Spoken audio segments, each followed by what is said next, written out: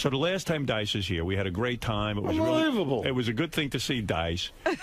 And Dice leaves, and he's this out. Feels good today. See, now I feel relaxed. Oh, it's great. It's great having you here. You know, and I got to tell this story real quick. Okay. So Dice is here the last time. We're having a fun time. Okay. I talked to Dice. It was great. We're having a good conversation. He leaves graciously. He talks to the Howard 100 News team, the Superfan Roundtable, whatever there is to talk to. Right. Benjy, every jamoke out there. Oh, Benjy, the little fat kid. Where is he? Well, wait a second. I'll tell you in a minute. I want to tell this story.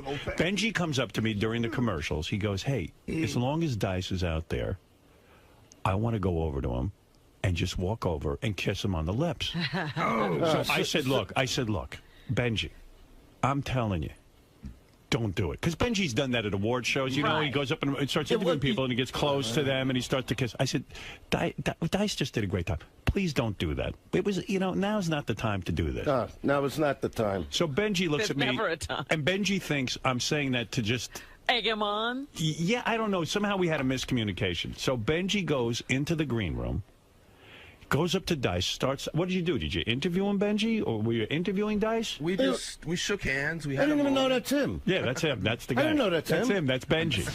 My name is Benjy. What's your name? Benjy. Benjy, nice to meet you. All right, Benjy. Please don't. I know the goof. Please, sir. How about I bite your eyes out? Please. Get out of the room. Kiss me. Get out of the room. Just one kiss. Get out of the room. Just one? Just one kiss. Really? Just one, please. Yeah, you got it. Please. You got it. Just one kiss. How long has the goof got to go? Okay, thanks. All right. Don't kiss me again. Squeeze your ass. I squeeze your ass. All right, thanks, man. All right. Very good. Very good. You take care. All right? You be good. Okay? All right. You take care. All right. You're going to have to live, man. You're going to have to live. All right. He's going to be all right. That was a kiss. That was a good kiss. We had a moment, and... What was the moment? Well, we both looked at each other. No. All kidding aside. You know what I mean? I'm not kidding with you. I'm not either. What is this guy fucking around with me? I'm not gay. You're not gay, but there was a connection. No. And, I didn't know you. Do you understand how lucky you are? Yeah. Do you understand what I had to go through because of you? What did you have to go through? What are you fucking laughing at? What's so funny about that? What do you mean? No, because when I went back to L.A., let me tell you something. Listen, I have a girlfriend. I went through things too. I'm telling you, please, do yourself a favor here.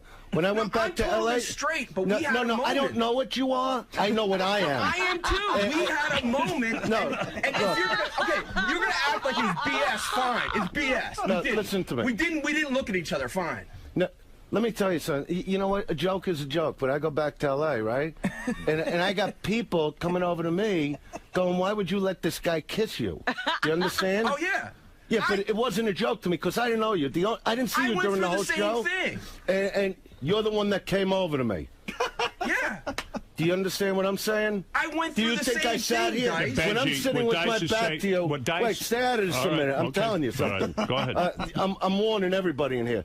When I'm sitting here, I didn't see you. I saw Artie when I got up, okay? I know. For some reason, did you think there was some kind of vibe between me and you? Listen. Is that what you thought? Listen. I mean, was that something that ever gave you some kind of inclination that I wanted your big fat ass? Because if I wanted to fuck somebody, it wouldn't be you, I'm not saying we were going to fuck. No, do you understand? So when a guy's coming in, I'm looking at the guys in the hallway going, some fucking creep got in here. Why aren't they throwing him out? Let me tell you what happened. That's the only reason you didn't get kicked in the face. It was fine, Dice. You didn't want to kiss me. Fine. No, really. Fine. What are you saying? You got to understand where I am with this shit. If I was a fag, if that's what I like to do. Gay. Let me explain something. Against gays. I'm not gay. You're not gay. I have a girlfriend. Well, why are you saying you have two ex-wives? All I've heard you do since I'm on the air is talk about taking it in the ass. That's all you've been doing. You have two ex-wives? That's all you've been talking about. No, what am I talking about? That's what you're talking about. That's what Howard says to you. That's what Artie says to you. Dice, sit down and calm down for a second. No, Wait, this is we fuck after every every show. Hey, That's what we do on the show. Dice, you're never gonna You're the one. And Frank can fuck me. Dice, sit down. You're never gonna have a real conversation with him. I gotta turn off his mic. Forget him. Well, if it's not a comment, you're gonna learn a lesson, my friend. I'm telling you something? Dice, can I tell you something? I don't care if on the radio. This is no show to me. Dice, okay? can I tell you something? When my kids go, why did that guy try to kiss you? And I gotta fucking explain it. There's a fucking problem here. Reality for a second. No, I am talking reality. Wait, can I tell? No, I want to talk reality. You're lucky. I want to talk reality. Dice, sit down for a second. You don't think you're lucky? Dice, you want me to show you how fucking lucky you are? Wait, Dice, sit down for a second. Sit down for a second. Turn around, Dice. Don't look at me. Yeah, of course I'm lucky, man. Wait, I want to tell you something. Shut up, Benjy. Dice, listen to me. I'm going to tell you something, Benjy. I'm going to tell you the truth. I'm going to tell you the truth. Let me tell you what happened. What are you going to grab me from behind so he could hit me? No, 3 guys just came in to wrestle you to the ground. Who are those guys with you? Who are these guys? Happy Face. Explain to who are these guys? Happy Face. I don't know him. Don't you know Mr. Stern? Talking to that mic right over there. This is the mic right here, Happy Face. I don't want to even be in here. I want you to sit down and do an interview. I want I'm to be doing the interview. The show.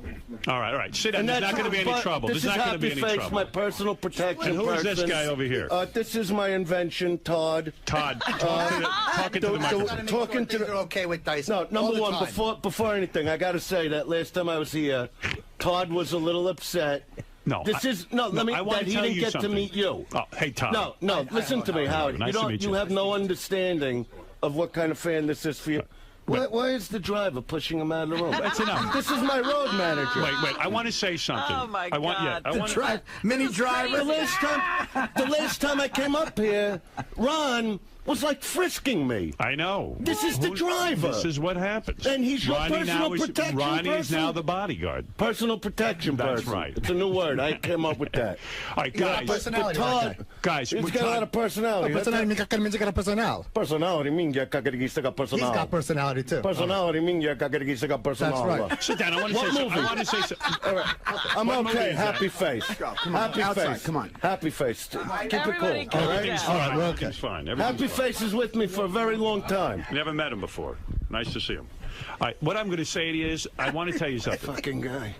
I'm going to tell you the truth. He did this to him. Let me talk. Let me tell you the truth. Let me tell you the truth of what happened, okay? Right. When Dice was in here and Benjy tried the kissing thing, he thought it would be funny on camera. Right. All right. Dice called up Gary Delabate, Baba Booey, 2 days later, and he said, Gary, this is off the air, everything, so I'm not making this up. He says, Gary, look, I'm telling you, if I hadn't been at the Howard Stern show, he says, I don't know this fat kid from nothing. He says, a guy walks up to me and starts to try to kiss me. I was going to fucking kill him. I was going to take him and smack his head into the wall. Someone came running up to me and told me, okay, this guy's, I'm part of the show. He's one of the guys, yeah. But Benjy, what I'm telling you is Dice was going to level you. I mean, he doesn't understand because you got to understand that I know Howard a long time, and they used to do goofs on me at the other show. Right. But I knew who was doing the goof. Right. You come walking in there and you try to make out. If I say, hey. Yeah, Dice, but it wasn't I'm a goof. about to do a goof on you. It wasn't a goof. But I was telling you not to do it. It's not a funny thing. Yeah, that's right. What is so funny? Don't men go with men? Although, I can't wait to see it on Howard TV when he moves in to try to kiss you. Now wait a minute. I'm curious. Don't guys go with guys You're today? looking at me again, man. Do you understand? No. What is it, Ronnie? Go ahead. What happened last time with him, it was a total shtick. I mean, and we tried to stop him. But he doesn't. You didn't try to stop. You were standing right outside the room. No, I was standing there with you, and I'm telling him, listen, don't mess with him because he knows he's taking you serious. And he never listens. You know him. He never listens. Benjy doesn't listen. And that's what. And he got thrown over the couch. Right. Did you throw him over the couch? You know what? I did a little more. I didn't do anything that bad. What do you want to take me to fucking court? I'll give you a reason to do that. Believe me, I got enough lawsuits. All right, let's put it. Listen, you know what I mean? Are you being sued? If you actually really want to fight? Oh, stop it, Ben. Yeah. If you really want to do this? Yeah, why not? If you really want to do this? Well, come on. Let's schedule something.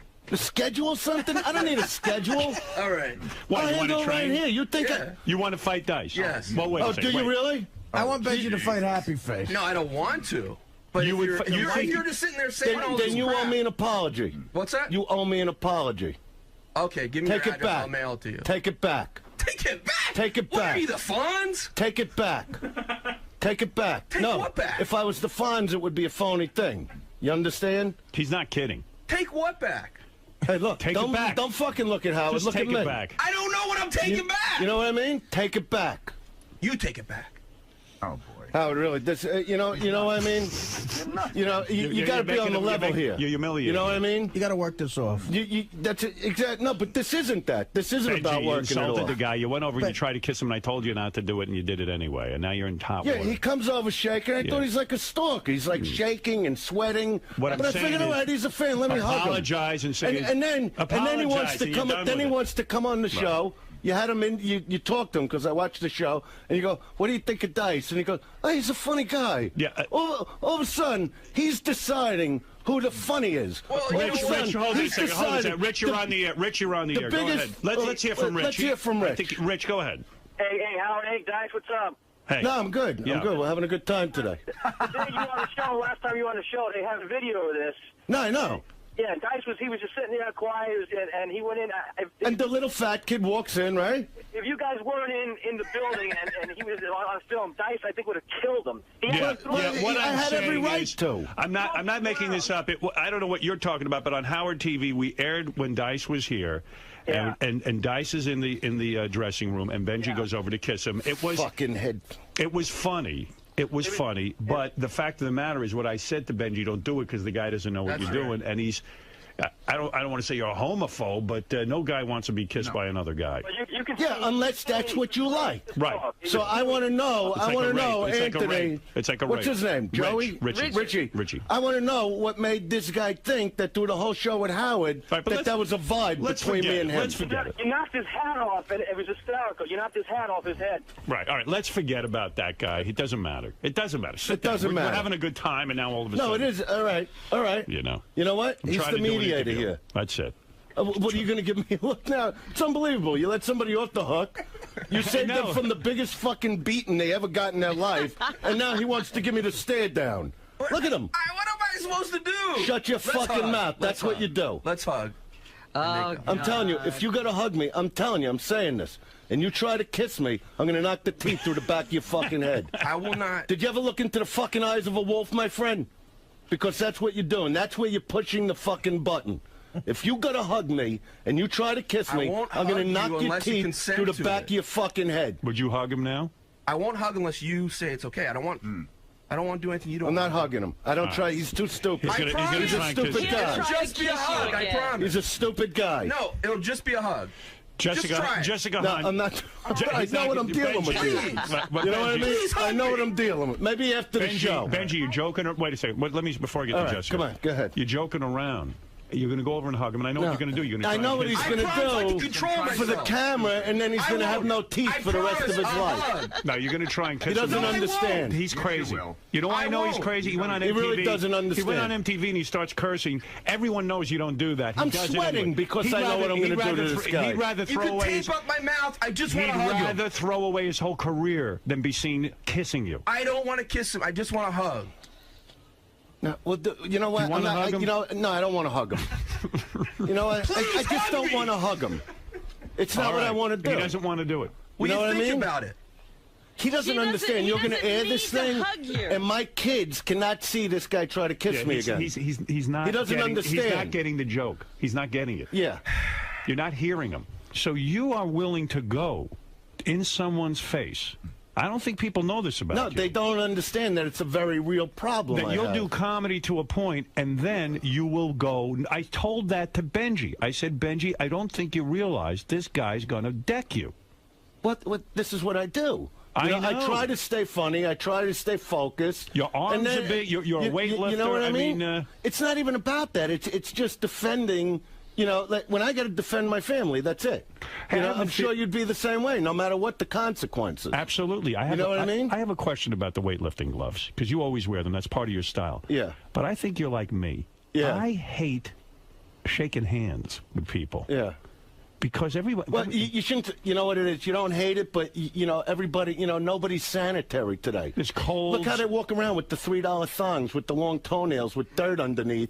What do you think they're doing with their hands? Nothing. I even see when you walk in, you smell, you have a soapy smell to you. You clean yourself. You take pride in your appearance. And people today don't. So they shake your hands. Their hands are sweaty. Right. You're sitting down to eat. So you wear the gloves as a protection? Yeah, like a handshaker. Right. Well, I understand. You know what I mean? I don't mind meeting people and saying hello, but... You know, if you're blowing your nose and scratching your balls and maybe, you know, fingering your ass a little in the car. Right. You know, I don't want to shake that finger. Quick question of advice. How would you feel if your girlfriend went on Dancing with the Stars? Would you like that or not like it? Yeah, I saw some pictures of her. Yeah. Nice. Not bad, right? Yeah. Yeah. Yeah, I wish I was going with her and not you. You know what I mean? I'm sure my you have a girlfriend will get beautiful mad. She's a very nice person. Right, but she's not hot? No, she is. She's hot. I love I'm her. sure, yeah. Oh, no, I love you if you're listening. Dice. You know, but they're always on you. You know, they're always hanging on you. Let me just say one more to Benji before we say goodbye. Benji, don't hug him goodbye. Don't even Don't do it. follow Benji, him. let it go. Do yourself Don't let a it go. favor. Let it go. I just got to say, you're talking about that smell, that soapy smell. He does smell delicious. See, he's he playing likes off. you. You know likes what? You. He likes you. He All likes right, you. that's very good. Artie, I like Artie. If I'm going to pick one of them to sleep with, the chemistry with Artie is much better. You know what I mean? Thank you very much. There's a lot of people on the phone. They're saying Dice is hilarious. Dice should have his own radio show. People want to say hi to Dice. Go ahead. I don't, if you want to go to the fight, now I'm cool. Well, let me tell you something. Because that's how the fight started. Exactly. No, but I don't care. You know what I mean? All right, Maybe a pest will call in. A couple of to people tell want- me, oh, you suck. Jessica Hahn, quickly, go ahead. Howard, listen. Holy mackerel. Hey, guys, what's going on? Han, What's going on? how you doing? I'm doing good. Listen, Benji needs to listen to you. I've known Dice like 20 years, Benji. He's not joking around. No, he's not. He really. Thank you for that. Benji's being a real smartass. He's like, you smell good when Dice. He does. He- You got to honey, smell the guy. You like the guys? Are you attracted to Dice? No. You know, let him be attracted. All right, You know, I that's a never nice said thing. I'm not a gorgeous guy. I actually think we look I can a little understand the attraction. Jessica, I'm going to move along only because I've run out of Okay, time. All right, I'll talk to you later, guys. Dice, you've done it again. You've done it again. You come in here, you blow things up. Come back anytime. You know that. Thank you. And next time we will get to some phone calls. Yeah, well, we had to get into stuff. I don't even believe We're this. You busy. can't deal with Benji. Benji's out of his mind. Next time you come in here, I want to address the following topics: what happened to Hot Tub Johnny? What happened to Club Soda Kenny? What happened? There's a couple of questions even about your career I want to know about. There are certain incidents that happened, and I have to know the backstory. Oh, so really? we're going to save it Okay. for the next time. Give me one topic. Saturday, get into it. Saturday Night Live. Even we never even got to talk about that. Wow. You know what I mean? There's a lot talking about here. We got to like catch up like 10 gotta years. I know. There's a lot of stuff Gary. that happened. All right, I'm going to take a Gary's break. in here for a reason. No, we should go to commercial because I have your girlfriend. I know, and I'm going to have a 15-minute window right. on that. That's otherwise I'd go all morning with Oh, this. okay. All right. Hey, Dice, thanks, All right. man. It was all great right. being The great here. I'll Andrew talk to Dice you Clay. later. Any big gigs coming up? Anything you want to promote? I got to do this thing in Detroit. What are You we want to know the talking truth? I got to tell you something. This, I got to give you a little compliment here before I go because and I was only on the show once. Right. Yeah. I mean, I could even figure that out. But the audience has built tremendously just from at my shows, my concert. Great. I mean, I'm going to do a couple thousand people in Detroit at this Palomino Theater Fabulous. tomorrow, and I'm just saying, when I was here, I was doing Governors with Florentine. I mean, the ticket sales just went through the It's roof. great. Yeah, it's so really I grown. got to thank you for that. Thanks, and, Dice. And Dice, thank you for coming in. I'm glad things got patched up between us. It's great Okay. having you here. It really is. All right, Andrew Dice Robin, Clay, once everybody. again, I'll see you later. All right. And I'm not All going to right. kiss you goodbye. No, it's okay. All right. Artie, Later, who's better than Dice. you, huh? All right. Dice, man, how'd it go? No, it was good. What happened with you and Benji, though? You almost came to blows again. No, not again. There were no blows. I'm calm. I think he understands it. You know what I mean? But if Benji had gotten up and tried to hug you, or Please, what would have happened? please. You know what I mean? Great show with me and Howard, but that guy's stupid, and he's just stupid. He doesn't understand the repercussions. He was claiming that his whole big thing was that he just wanted to hug you. He just wanted to meet you. He claims he Yeah, just I had a know. It moment. was stupid. It was stupid. I can't do nothing. I can't. I gotta calm down. It was a great show, though. All right, man. So we're gonna see you back soon again, Dice? Yeah, sure. All right. Thanks for stopping Howard by. was great. Everybody was great. You know, if I would have known the guy before the show and he let it go. Forget it. John Hine has what's going on with the wrap-up show today. Well, Dice was back today and better than ever. We're going to get everybody's reaction to the segment, and we'd love to talk to Benji about what was going on in the studio today because Dice seemed really, really pissed. He was pissed. It wasn't a joke. He doesn't want to kiss Benji. All right. And he doesn't want people hearing that he was kissed by Benji. Well, Benji also called him out. I mean, Benji said, "You want to go? Let's." Yeah, what was that, Benji? Yeah, do you mind? What do you mean? Do you think you could beat him up? Seriously. If I got some, you mean like in a boxing ring or? I don't know. Like, well, what were you asking for? Could you take him in a street fight? Yeah. Well, I've never seen him fight, so I don't know. Yeah. But what were you asking for? You said let's set up a date. Well, yeah. If he wanted to fight, yeah. You mean like to do it here on the show? If he wanted to, sure. Yeah. Okay. Hey, I think that'd be a great event. Dice versus Benjy. But Benjy could wind up dying. Yeah. How much do I have to pay to watch Dice beat the shit out of Benjy? I'd pay. What are you suggesting? A boxing match? Yeah. Well, that's what I was saying. But I mean, with a boxing match, I'd want to get training and in shape. Well, how long do we have to wait for that? I feel like Dice would knock your block out. It's possible. You know, I think he could knock your block off. The guy works out. I mean, Dice is a big guy. He's a big guy. His arms are 3 times the size of you. People, Howard. I mean, I don't think of you as so tough, Benjy. I'm watching Dice in Gary's office screaming. He wants to come in. Tell him to come in. Who's stopping? Well, Benjy hasn't trained yet. He's gonna train. But I don't There'll understand. never be Like, a if some fight. guy's pissed at you, so what? What's he gonna do? Shoot you? No, he's saying if you try to kiss him, he's going to knock your block off. Well, I wouldn't. I never fully kissed unless he gives permission. I don't. Well, I'm not like a sexual assaulter. Nice. Right. Benjy, the argument isn't whether you guys actually kissed. You tried to make him look like a fool. I let it go. You know what I mean? Wait, put Dice on your... Dice. No. Go on do that mic. I said I let it go, and the very smart thing for Benjy to do is to let it go. Right, you're not mad anymore. Yeah, I mean, I have nothing to prove by beating up the little fat kid. If he comes in now, though, if he came over... I don't want to beat him up, but he made a very serious move to me. You know, he was rubbing my behind. Was he? Did he do that? You understand? I don't want to get graphic about it, but he grabbed my ass a little. Is that true? We had a moment. You didn't have a... Oh, Benjy, stop with the jokes. The guy's going to go nuts. Let's go in. You were goofing around. Oh, no. Oh, God. Oh, man. Seriously, forget it. Just drop it. All right. Just drop it. Dice, just drop Dice, talk into that microphone. Just drop this already. Yeah, this is crazy. You had a great appearance. Forget it. We had a great show. I let you off the hook. I let you say face. Yeah. You know what I mean? And you're still on it. That's right.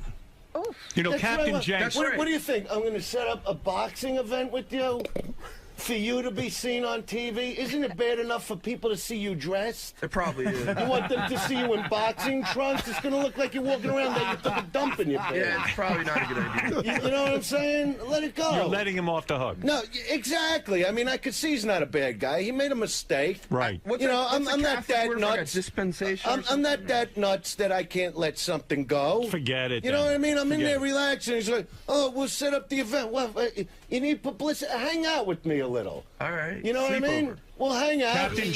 Captain Jenks saw Dice beat the shit out of someone. You know what? So he's not Artie, kidding around. Hey, Jenks, where were you when you saw Dice beat up a guy? Dice, I don't know if you remember this, but this was many years ago at the Valley Forge Music Fair in Philadelphia. And I was backstage, and some guy was just messing with Dice, and Dice, like, beat the crap out of him. I mean, it's like Benjy, I would not mess Well, what am I going to do? No, that's what I'm saying. Do you know what it is with guys? You know, they always feel, and I'm not looking to be challenged, believe me. Right. You know what I mean? But guys, you look especially like you're with in that, shape. with that, I'm in an okay shape. You know what I mean? Right. I try. Right. I at least try, Benjy. You look great. You know what I mean? Obviously, you look great. You know, look at my tattoo. How I got a tattoo. Look at that. Is that real? Look what I did. Did you draw that on, or is that a real tattoo? Yeah. Yeah, but I saw your tattoo and go, oh, he's You know, when you look at the tape of Benjy kissing Dice, it's like Dice has the look of death in his eyes, like he's going to kill him. No, he really didn't know what was going on. And I didn't know what was going on. And Dice did call Gary up and said, listen, I'm telling you, I didn't know what was going on. I don't know this guy. A guy comes up, starts kissing me. I was going to knock his block off. And he said, tell the guy, in all fairness, to think that through before he walks up to a stranger and tries to kiss I'm the him. nicest guy in the world. I don't, I'm not looking to hurt nobody. The nicest guy in the world. No, I had this heating guy come to my house. You know what I mean? To fix the heat. Right. Yeah. Right? And now my house, only one room is getting the heat, and the rest is like the Southern Pole, whatever the fuck that is. You need to beat them. You know? Yeah. When I get my hand, when I get my hands on this fucking guy, do you know what I'm going to do to this guy for making my kids cold at night? What are you going to do to him? No, there's going to be a serious problem because I don't mind paying to get the heater fixed, but I don't like him fucking over. Once again, somebody's fucking with my kids. You don't want to get your body My kid's coming fat into my taken, room 3 in the morning going, Dad, I'm freezing. I go, can't you see I'm fucking my girlfriend over here? You know, take another fucking blanket. What the fuck you want from me? I feed you. You told your son I'm screwing my girlfriend now? Well, it was plain to see. Right. You know, Howard, What are you packing, Benji? I mean, since you came on to me the way you are. I'm really thick. I'm not especially. Yeah, everybody's very thick. Show Dice your penis. You know what? If he Dice shows me his asked you- penis, there's going to be a fucking beating in here. Show him your I don't penis. want to see his fucking You penis. asked him what he was packing. You know what? I don't want to see it. All right. Well, As long as you think. Let's You know what? separate you out. Let's separate you guys out. The one thing I always respected about Howard is his dialogue about his own private part. You know what I mean? Because, you know, guys always, guys worry about that. Oh, my dick, is it bigger? Did you ever once roll off a chick and go, oh, I didn't get a good enough thrust? You don't care. It was, who the fuck cares? All of a sudden, they got to feel good. You're not going to take out your penis out. And Artie, what do people think? Why do people think I'm picking on you? What? I don't know. I'm not picking on you. I don't think you're picking. But I didn't know you do actual perform. Listen to me. You had a great performance here today. You I came didn't on. say I didn't. No, you burned up the airwaves. Cock off! What are you saying? Cock off! No cocks. No cocks. He's challenging you. What is all this fag talk? Is it something challenging you need? He's challenging you to a cock off. I never said I'm packing 19. Okay. You know what I mean? I'm the wrong color for that, my friend. You know what I'm saying? All right, Dice. Listen to me. What? I'm going to separate you two. It's enough. All right. It's enough. I don't want to come back in. I was talking All to right, Gary. I'm sorry. All right, go ahead. All right, I'm sorry. All right. I was having a meeting with you about Gary. I know. You know what I mean? Forget it. All Forget it. right, You I gotta get out. away from him. Artie, don't worry about that. We'll do some shows together if you want. I would love to. I didn't know you did that. Yeah, I'm a comedian. No, I know you're what are you saying? I'm not? No, I'm I give you a compliment. I wouldn't expect That's why people are calling in saying I'm picking on you when you're saying I'm not a comedian. When did I say you weren't a comedian? No, I'm not saying you said that. I'm not saying you would say that. I'm saying if you did say that, then we got a problem. Right, and I don't give a fuck what the phone callers are saying. What are they picking on you? What are they picking? Artie, don't worry. You can handle yourself. Believe me. I'm fine. You did a great Pacino earlier. Done it. All right, I gotta go. I'm out. I'll see you later. All right, don't worry, Benji. Let it go. All right, let's go. Do yourself a favor, my friend. All right. Do yourself a favor. All right. There's Andrew I love Dice Robin Clay. Quivers. What am I going to tell you? All right. Andrew Dice Clay is All right, here I to gotta say. get out of here. Thanks, Dice. What Dice is saying is he's had enough with Benji. Yes, All he's right. not amused. Dice. Benji won't let this whole thing go. He's got to let it go. Sooner or later, there's a problem. Sooner or later, out of fun becomes a problem. You see what I mean? Well, was he getting gay in there with you, or what's going on? Let's have a pack off, whatever, a cock off. Yeah, cock off. You know? You wanted to measure your cock against his. But it's silly. Because even if his is better, I know how to bang better. I get more opportunity. You know what I mean? Girls actually like this man. So when is it going to come down to you actually going after Benji? Oh, please, get out of here. Get out of here before I punch the camera in the face. I don't know what Benji's up to. You know, he thinks this is a joke, but I don't think Dice is joking around. I don't know if Benji's doing shtick or whatever, but, you know, he could be in dangerous trouble if he doesn't watch himself. Now, Gary, you mentioned that you're scared for Benji's safety. Well, yeah, is Benji going to fight Dice? Dice will kick the crap out of him. So Dice got pretty pissed at you today. That's what everyone says, but I didn't take it that he was pissed. Well, tell your side of the story. Look, Dice has a girlfriend, I have a girlfriend, neither of us want to screw anything up, and, you know, what happened happened. You keep talking a lot about how you two had a moment on his previous appearance in the green room. Right. What was this moment? Were you there? Yeah, but I don't understand what you mean by a moment. We connected. We had a thing where, I think it came over both of us. A physical thing? Whatever. Chemistry, physical, romance, whatever you call it. What are you? 11. And, like I said, we're both straight, so what happened happened. Hey, Luis, I gotta go back in there, but can I just say it was so great to have you on. Thank you. And to meet you and everything. And I'm glad it all finally got resolved. My name is Benjy. What's your name? Benjy. Benjy, nice to meet you.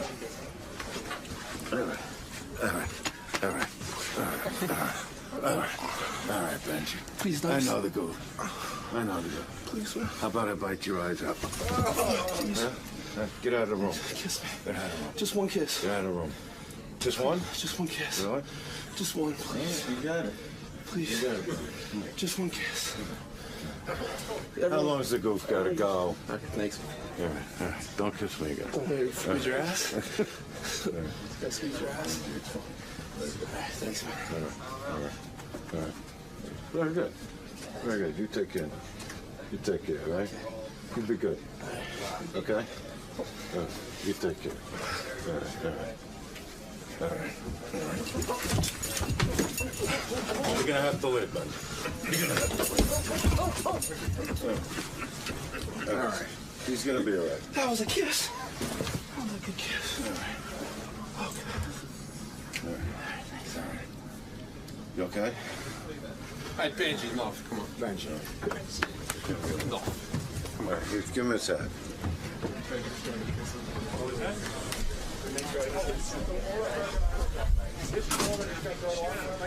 Thanks, Dad.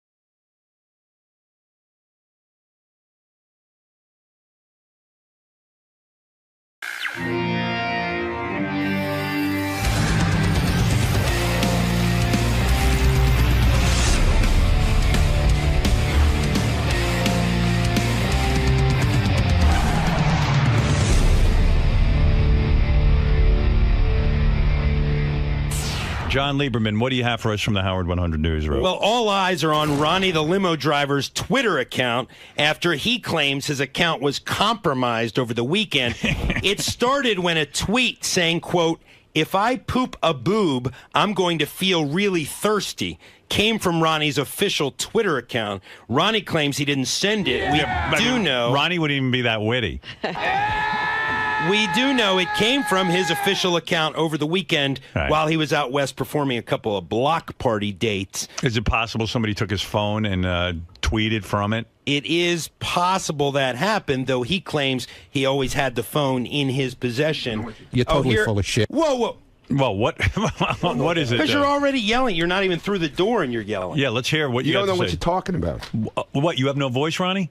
Yeah, it's from all that traveling, man. This fucking guy, I mean, he's got a full appearance schedule, and I said to him, Is he busy every weekend? well, he's not only busy every weekend, but he's got to stay up till like 2 in the morning for these gigs that he's doing, and now he's got no fucking voice. I'm all right. No, you're not. You're sick. I'm not sick. Of course you are. I just don't have a voice. No, and you're sick. No, I'm not sick. All right, what do you want to say about this? I know what happened. Yeah, now you sound annoying on the air. Why? It's a different voice. Because your voice is annoying when you're sick. I'm not sick. All right, what do you want to say to John? Go ahead. I know what happened. What happened on your Twitter account? Somebody tweeted through my account. I know who did it. I know how it happened. Who did it? I can't say. Oh, why?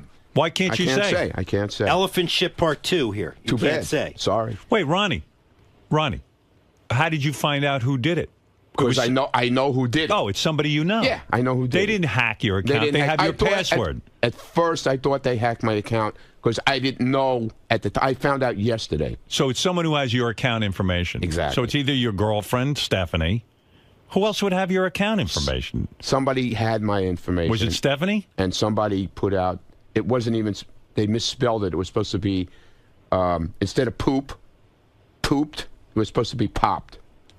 If I pop a boob, what was this? It's something to do with implants or something like that. The quote that came out was, It's if I poop a boob, I'm going to feel But really it was thirsty. supposed to be pop the boob.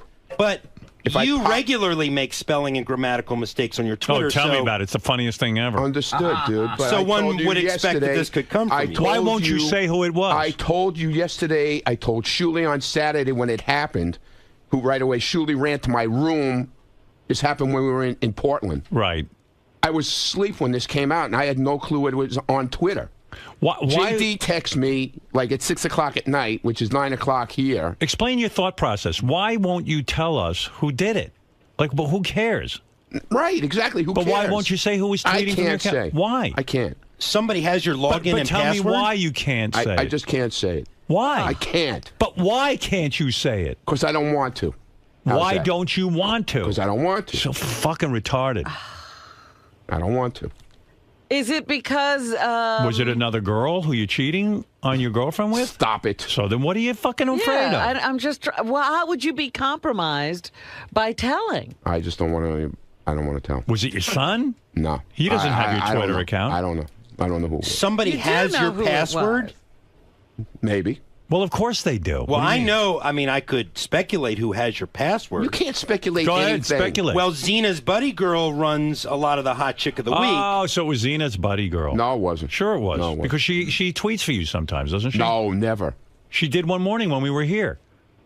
She did? Yeah. I don't remember that. Was it your daughter-in-law? No. I just Was don't- it Anthony Weiner? I mean, who was it? I just don't understand why you give your password to somebody else. You have Listen to 130,000 me. followers. Listen to me. Yeah. I told you I don't want to tell you. Why? Okay? I'm just asking you why you Because you fucking annoy me. Why won't you tell him? What I'm is not the big telling fucking him. deal? I don't want to tell him. Why do you give your password You're being to a other douche. people? I don't want to tell him. Why? Because I But don't. why don't you want to tell him? Because I just don't feel like. I'm not telling. asking you who did it. I'm saying why don't you? It's my. Like, why is it so sensitive? Douche. No, it's my happiness not to tell him. This is like grumpy you're old just men. not telling There you go. John?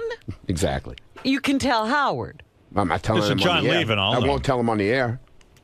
I'll tell him off the air, but I won't tell him. Because right away he runs to me with this story yesterday. It's like some big deal. Him and Shuley. It isn't a big deal. It's I know interesting. it's not a. It's not a big Who deal. tweeted for you? It's not that it's a big deal. We just want to know who tweeted for When you. dozens of listeners come to us and say, what the hell's going on with Ronnie's Twitter, it's a big deal. Yeah, I mean, why That's do you what want? we're here for. No listeners. Don't you want to came clear it you. up? Listen. How do you think John found out about it? He's following your Twitter? How it started? Yeah. Shuley started putting it out there Saturday night. Okay, so finish the story. You're telling a story. There's nothing to tell. Who did it? I don't know. Why are you being so goddamn weird? I don't know. All right, goodbye. All right, thank you. Goodbye. Wow. Oh, fucking weirdo. Get out of here. And don't use this show anymore. And don't use my audience anymore. Get out of here. Don't use this audience for your fucking purposes. Get out of You here. don't know who fucking hacked your account. What are you, a man or a mouse? Fuck you. Right. I can't believe this. I'd rather talk to Benjy. I mean, how annoying. What was that all about? Because you know what? He has no reason for not telling No, I anyone. just don't want to. Yeah.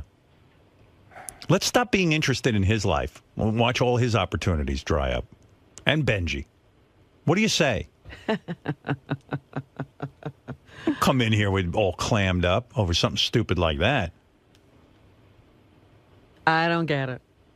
Just wasted 5 minutes of your time. Yeah, it exactly. appears. Yeah. I'm stupid. I know. Martin, you're on the air in Tacoma. Good morning, King. Good morning. I was just going to give you a little wrap-up of the Seattle show. Ronnie was on fire there, too. That's why he lost his voice. He yells on stage. He yells the entire time on stage. And then he shows up here, and he's got that annoying voice. How the hell anyone could make that sound and have a voice is beyond me. Yeah! I wouldn't even know how to do that. Yeah, he invaded both Shuley and Yucko's set. He commandeered the mic, refused to give it back. But overall, he was tame compared to Scott. This guy heckled the first guy that came out on stage. From the stage, he's heckling one of the comedians. Yeah, well, Scott the engineer, Ronnie, Shuley. They want you to know they're there. It's their block party. That's their block party. They're doing their thing. Yeah, but it was a hell of a great time, and Good. I really appreciate it. That's what Ronnie told me. He tells me these block parties are very Everybody successful. has a good time. Scott, what's the Guy matter? is totally lying. Ronnie didn't interrupt any comedian set, and I wasn't heckling anybody. Right. That's total bullshit. That would almost be too creative for you to heckle Yeah, really. somebody. You know me. Right.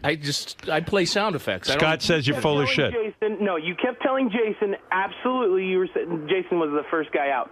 He said, time's up, oh my God, you suck, and then he I started never, making ever said that. pulling him off stage. Never, ever. Well, he says you did it, and it seems to make him happy. Shuley Shuley, will tell you. did Scott heckle any of the comedians? Did anything like that happen?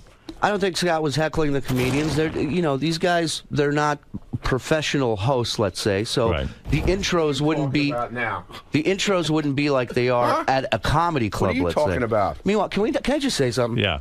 This guy takes Twitter so fucking seriously. No, Howard. It totally ruined his whole night. This guy, you talk about Twitter. That's all he does. No, Ronnie thinks. We're in the air, dude. We're riding from Seattle to Portland. He's in the back of the fucking car on the Twitter. Sure. Hey, you should have heard what was on there. You should have heard what this guy said about last night. Pictures too. Then we get to the airport. The same thing. Oh, you should have heard what this guy said. He was ragging but on Ronnie, it surely makes a point. You're way wrapped up into your Twitter account. I mean, not like him. Yeah, but you're way wrapped up in it, and you're acting like what happened to you was no big deal. First of all, I could just picture you freaking out that somebody hacked into your account. No, I wasn't. Was he, Shuley? Dude, Howard, I played an interview. I put together a story yesterday. No, I was telling him to leave me alone. He was. He was so mad. He's like, "Stop! Don't talk to me. I don't want to talk about this." And I go, Ronnie, if somebody hacked into your account, what did they accomplish by putting this tweet out? It makes no sense. They hacked into your account, and this is what they do with it? Right. I don't want to talk. I know you're up to something. I know you're doing... Oh, he blamed you. Well, all I'm doing on Twitter, by the way, because I'm sitting behind these two in a van heading to the gigs and stuff, so I just take different pictures of them from behind, like their heads, their hair, and I just post them on Twitter. And then people love them. No. People love them. I'm going to follow Shuley. How do I follow you? Shalom Shuley on Twitter. Stupid-ass Shuley on Twitter. Wait, Ronnie fell asleep 3 times on the ride from Seattle to Portland. Right. I downloaded an air horn app on my phone. Yeah. I woke him up 3 times, and then the 4th time we slammed on the brakes and started screaming like we were about to crash. And he woke up. He woke up, called us cocksuckers, and went right back to Well, sleep. he's right. The guy's trying to catch a couple of seats.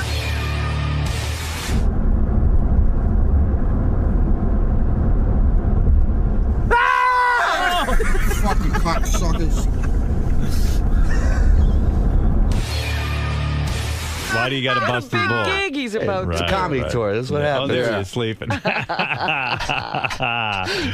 that. Is that the picture you tweeted? Oh, I posted about 15 pictures. I took a picture of him looking at his phone at the restaurant, and somebody tweeted that it looks like their grandfather trying to work a remote control. Like his glasses were up. And he's like, he's trying to read the menu. He's looking at his phone. Oh, he looks like a 2001 when they see the monolith. This guy thinks every time you're looking at your phone, you're tweeting. I wasn't tweeting. I was actually answering an email. So why are you acting like with the John Lieberman story, like it was no big deal? Breaking his balls. Yeah, but I mean, that is a big deal when somebody starts tweeting from your account. It was a mistake. Oh, with somebody you know. Yeah, exactly. Right. But you were freaking out, I'm sure. I would be. Look. I'll tell you exactly what happened. Okay. I was fast asleep before we were going to do the Saturday night show. Right. We got to Portland. I went to take a nap. I get a text from JD saying, "What's this tweet all about?" I go, "What are you talking about? I have no idea what you're talking about." Right. So then I go and I look on Twitter. I don't see anything. Right. Then I go downstairs to the lobby. We're going to leave. Yeah. It's so fucking stupid. It really is stupid. I go downstairs, and this one right away with the microphone. He's got the big tape recorder, the microphone. Doing his gig. He's going, "So what happened?" I go, "What are you talking about?" He goes, "This tweet that went out." I go, "I have no idea. It's not me. I was asleep." and he's hammering me and hammering me and hammering me. "Well, what do you think?" And then he gets the other guy involved, John Toll. He goes, "So what do you think, John? Does he think, what do you think of this tweet?" "Oh, it's got to be his because it says it came from his account." He says I hammered him. I asked him twice. Ronnie loves his Twitter. I asked him twice, "What's going on?" Yeah. "Dude, not right now. Leave me alone." Well, dude. give Ronnie a whole life. bothered. Like, remember when he got the offer for his television show because he thinks because of Twitter? Yeah. Yeah. Well, he brings people on stage. He's like, "Hey, you follow me on Twitter?" And he yells at him. Yelling at him. We're doing a hot chicken of the week contest. Let me tell you something. This guy has the power. Right. I've never seen somebody. Tell him what happened with the guy. Did you listen to the tape of him at that porno? Oh my God! The porno convention, the AVN Awards. We sent Ronnie. We let Ronnie interview the girls at the AVN Awards? Yeah. And he's like flirting with them, and No, he's I a whole. wasn't. You're a whole character, Dude, I was doing the questions you told me to do. No, I know. It's just funny. I got to play that for you. I'm going to play that for you today. Okay. Ronnie at the AVN Awards. I didn't know Ronnie had you'll gone like to that. the AVN Awards. And it was you'll like Stephanie, okay? It was Stephanie. That's what I thought. Who else would have your Twitter account? And meanwhile, Scott, literally, like, you make jokes about this black cloud. It is so real. What do you mean? It is unbelievable. Oh, you gotta tell him what happened. So I leave here, work Friday after Jay Thomas show in the morning, and Scott and I are driving to Ronnie's. We get to Scott's car. It's a light drizzle outside. The second keys are put in his hand for his car, a downpour, a monsoon of rain. The entire time, there was literally a black cloud following over our head. And we get to Ronnie's house. We get in this cab. And I tell Ronnie, he doesn't even know this, but I tell Ronnie that the cab driver doesn't want anybody sitting up front. Right. Just so all three of us, will be packed in the back. Yeah. This is what I got to deal with. Yeah. So all three of us are going to the airport. My hand's touching his leg and shit and everything. We get to the airport. Scott goes to buy a bottle of water. Wait, what about the car? Oh, the car was a piece of shit. The windshield wipers were flying off the car. The woman couldn't see where she was going. And That's he's my like, fault. Scott is. That's my fault. Right. And he's super driver. He's like, "Are you sure you can see out of that side?" Like he's getting involved in her job now. Yeah. We get to the airport. He goes to buy a bottle of water. I'm not lying. Scott. Scott goes to buy a bottle. The register breaks. Stops it. They had to close down the store. They had to close the store. She couldn't ring anybody up. Oh my God. And I tweeted it out, and everybody on my Twitter goes, "Dude, change your flight right now. Do not get on that." Do you usually fly with him? This is my first time flying with these guys. Wow. Yeah. Did you start to get freaked out that all this shit was happening? I got a little nervous. I'm like, dude, this is Scott, really does this happening. go on all the time? No, of course not. I mean, my God, you get in a car, a pouring, the torrential downpour. You get in a cab, the cab breaks, the windshield wipers break. You go to the fucking pay for some water, and the fucking cash register closes the whole store down. It's crazy. It's nuts. His mother told him, "There's a black cloud over your head." When he was a little boy, she told him.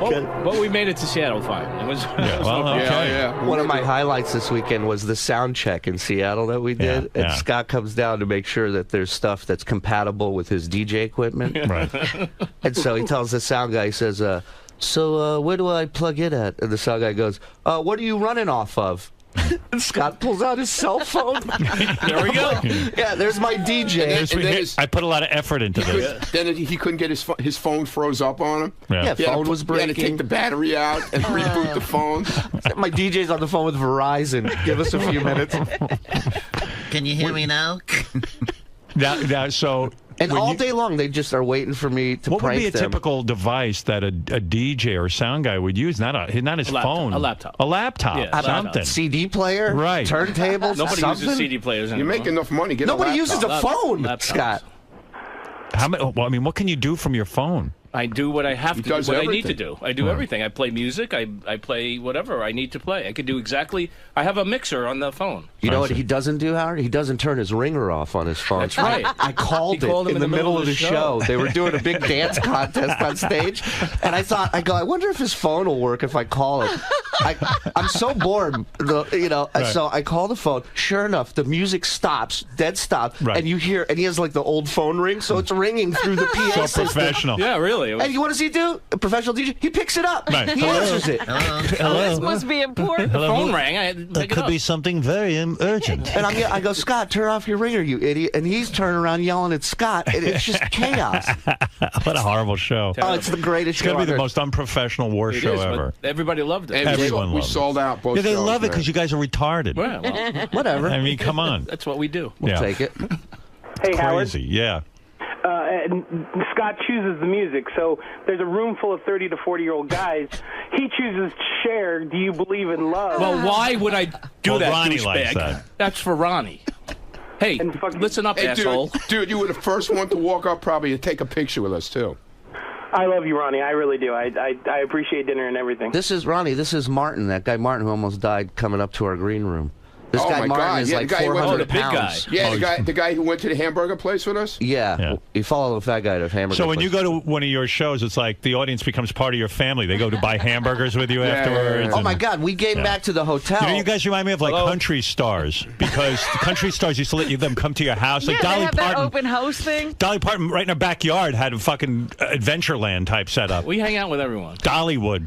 No. What about Ronnie would? We hang out. We hang out with everyone. This guy, I've never seen a guy, What do you mean? the first one out the door in everything. Right. We land in JFK. We're in the back of the We're plane. 26, row 26. Scott's in the aisle, jacket on, bag on his shoulder. He's ready to get out of. And the roller suitcase in And the the roller- aisle. And where's he in a rush to get to? Nowhere. Right, No- he has to wait for you guys. The show ends. Everybody goes, "Where's Scott?" Right. Where's it? He's back in his room, relaxing. He goes, "We hang out with everybody." You hang out with nobody. Yeah. Now, who do you hang out with? You go out with Shuley. Everything is a joke, though, you know. Right. They take me to a gay bar after the show. I'm glad I missed that. Ronnie's drunk. All these fans are in the lobby. He's like, "We're going drinking," and our promoter Sequoia goes, "Listen, I have a gay bar set up. It's around the corner. We're taking him to a gay bar." And like 40 people were in on it. No one said a word. Ronnie, when did you realize it was gay? When I walked in. Some guy banged Some me. guy tried to kiss me. Wow. I walked Did you with guys tape that? Dude, we had to have... Is that going to be on Howard TV? Well, no, Howard TV never came. They didn't go? No. They never came to this one. In Portland, Wow. some guy tried to kiss me at the show. Right. They threw him out of the place. Right. All right. Well, that's your sexual power, Ronnie. Goes Ronnie. both ways. Yeah, okay. I will say He this. loves meeting guys and girls. He brought up these girls. He's asking girls to come up on stage to do Hot Chick of the Night. So this one girl stands up. She's like 6 foot tall, huge tits. And her boyfriend, you can see, he grabs her arm. He's like, "Hey, don't go up there." And it's not like Ronnie's saying, "We're going to give you money." He just asked for people to come up.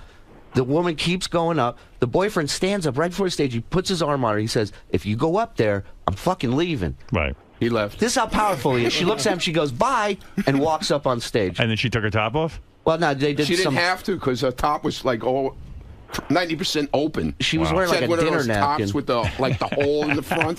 What a shock that a chick who goes out in a dinner napkin wants attention. And how about the chicks wanting to sign your boobs? Yeah, there's chicks asking to sign boobs. I was drawing funny faces on her nipples and shit. It was really fun. Wow, Ronnie got power over women, doesn't he? you. Wait till you hear him at the AVN Awards. You'll see. I'll play that for you later. All right, boys. We got. Let's see what you got. What do you have? Oh, Little Steven's here? Yeah. All right, so I'll take a break, and then we'll go talk to We're going to be in Little Hartford and Stanford. Ronnie Block. Ronnie won't be. Ronnie won't What did be, he but just say? The Ronnie Ronnie will be Block with party will Howard. be in Hartford and Stanford. See how articulate he is? Wait till he hits the stage. Yeah, really. awful It's at even everything. better. So who's going to be at the Ronnie Block party in Hartford? JD is hosting. JD's hosting? JD is filling in for Ronnie. Oh, you're kidding. Everybody else have a great time. He didn't want to do it, but I convinced him. You convinced him to do it. Yeah. He's doing me a favor. I've never offered somebody this amount of money and seen him so miserable about doing a gig. How much does he get paid for that? A lot of He's money. getting a right? good amount. He's getting a couple very of good grand? amount. Yeah. Wow. And he didn't want to do it. No, he's doing it, but I mean, you know, he didn't JD, want it. he's- He didn't want to do it. That's crazy. He said, as a friend, he'll He's help really me out. anxious about the appearance. That's what I'm hearing. And I told him, I said, dude, you don't have to tell jokes or just be you. Just go up there and be you. And Yeah. Are He you freaking out? doesn't know we got other plans from afterwards too. What are you going to do with him? For other gigs. Oh, I see. Well, We're hey, going to force him to make money. JD. I'm not. I understand why you're nervous. I do too. I mean, you don't go up in front of crowds. Yeah, Neither do Ronnie and Scott. But They're fine. Ronnie's so out of it. He thinks he's got something going on. But yeah, they love it. They look to do this. And I'm Scott's so money hungry that he knows he has nothing going on, but he'll go up there anyway and just stare at the audience. You have no idea. Yeah. like I'm not gonna do a hot chick. But JD has enough self-awareness to know that he's a He complete shouldn't be fucking. up there. He shouldn't be up there. But the problem is, there's a lot of money involved. I Do you have any kind of game plan for when you hit the stage in Hartford? I mean, there's a couple little things. I'm not going to do like a stand-up act or anything. What are you going to do? There's a story that I've never told about that I'll probably tell. Home run already. Well, it involves forget it. And it involves exactly. It involves what? It's a road story with Artie. You're going to tell Artie's yes. story. No, it doesn't doesn't have Artie in it, but Right. it's Something about maybe when you were in Vegas and Artie got you laid? no, it involves a girl though. But See, Howard, the explanation of this story, 10 minutes eaten up right there. Right. Yeah, but you know he's going to hit the stage and he's going to rush through this story because he's going to be nervous. Nobody will know what You know, I told him, I said, look. It's going to sound like this. There was one time, remember on the air, I said I was going to tell a story. Okay. Well, I was with Artie. We were with Artie in Vegas. And then Artie. And then Artie. And then Shuley. Have a good night. I'll forget it. It's just going to be horrible. Tip your waiters and waitresses. So you're going to tell that story. How long is that story? I don't know. I mean, Do it like Bill Cosby. Let it drone on for hours. I'm really. Then I went to the dentist, and the dentist was, oh my God, he's coming at me with a needle. And then I went to karate school. JT, just get ready for all the pranks, okay? I'm not going to prank him. It's fun pranking you guys. Of course not. No, you're not So what are you going to do? You're going to tell that story. How long does that last? Have you figured out how long that lasts? No, I haven't really done it. I sort of just wrote it down, a little bit. Yeah. And that's really it. Intro people. I'm just worried of disappointing because, like, Ronnie's a maniac, and I'm afraid people are going to come. So why do you try to yell like Ronnie? Go, I can. Yeah. I mean, that's about it. Do that. Yeah. Let's some fucking horse. Wait a minute. Didn't I changed my whole routine this weekend. Right or wrong? No, you did. I got up there, I started telling, like, Black Cloud stories, all that kind of bullshit. So you were talking like a stand-up more. Yeah, okay. It's very versatile. But then I get into my routine a little bit. But then when he goes to introduce a comic, he's like, I don't know who this guy is. I think he's funny. I didn't say that. I swear you did. I swear. I'm not lying. You did. That makes a comic feel real good. Oh, yeah. Way to sell it. And jump in that hole I just dug for you. Who did I say that about? JD, why don't you just recite like a Chris... liar. Why don't you recite a Chris Rock bit? I thought about that, but no, I can't. I'm not. That whole thing, books are like kryptonite. No, I'm not a stand-up. Books are like kryptonite to black people. Books are like so you put inside a book and they'll find it. Here's another comedian by him. Wow. Hello, Hartford. Oh, this is Stanford. Hello, Stanford. I told him, I said, don't put any pressure on yourself. I'm not looking for you to too late. Pressure. I already put pressure on myself. But I said, just be a traffic cop up there. Just move the show along. We got plenty of comics. We'll eat up the time, and it'll be a good job. Yeah, that's all I tell plan. the story about with Artie. It involves a girl, but a girl, and the girl, and she had big titty. And then he called her, and then she came to the room, and I blew my load, and I chased her out. But I didn't. I blew my load on the sheets. And I watched TV, and then I jerked off my T-shirt, and then I left the T-shirt. You see this? Yeah. This is how it is at the show. And then Scott just stares. It's like Scott contributes nothing. We just got a glimpse of the show. It's like Howard. Why does that? I'm just letting the action flow here. I don't want to interrupt anybody. You don't want to interrupt the action. No. This is good stuff. Why would I want to get in the middle of this? Right. It's like Ronnie and a totem pole. So why do you bring Scott? I mean, seriously. I'm not supposed to say a lot. I play ringing effects. That's what I do. Scott's like a human totem pole.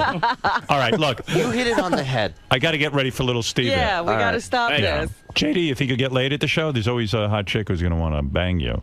We'll see. When they see you on stage, they're going to see you in a whole different light. We'll see about girls, that. I'll meet you after the show. Meet me by the dumpster. Scott's good though. He is. He's like an Indian, Indian pole. Whatever they call it. Cigar store Indian. Yeah, cigar store. I'd like to do my he has impression. A little tear coming out the side of his eye. But you said weeks ago when you saw the footage from our TV, you said you're fascinated with him doing nothing. Nothing. He just and I'm fascinated. Like when we have a problem here at the radio station. Yeah. And then everyone's springing into action, and then Scott just stares. Slow down, Evan. Or trails behind. Evan, you're doing too much. Easy, Evan. Easy, Evan.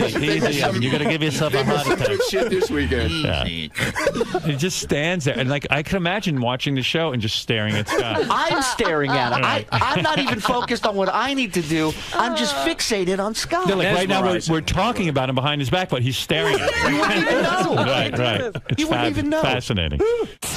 So, Ronnie, it was just your classic saline boob joke mix-up. That's what the crux of it this wasn't all my was. joe, stupid Anderson. How many times do I have to tell you? In general. It wasn't me. In general. It wasn't me, okay?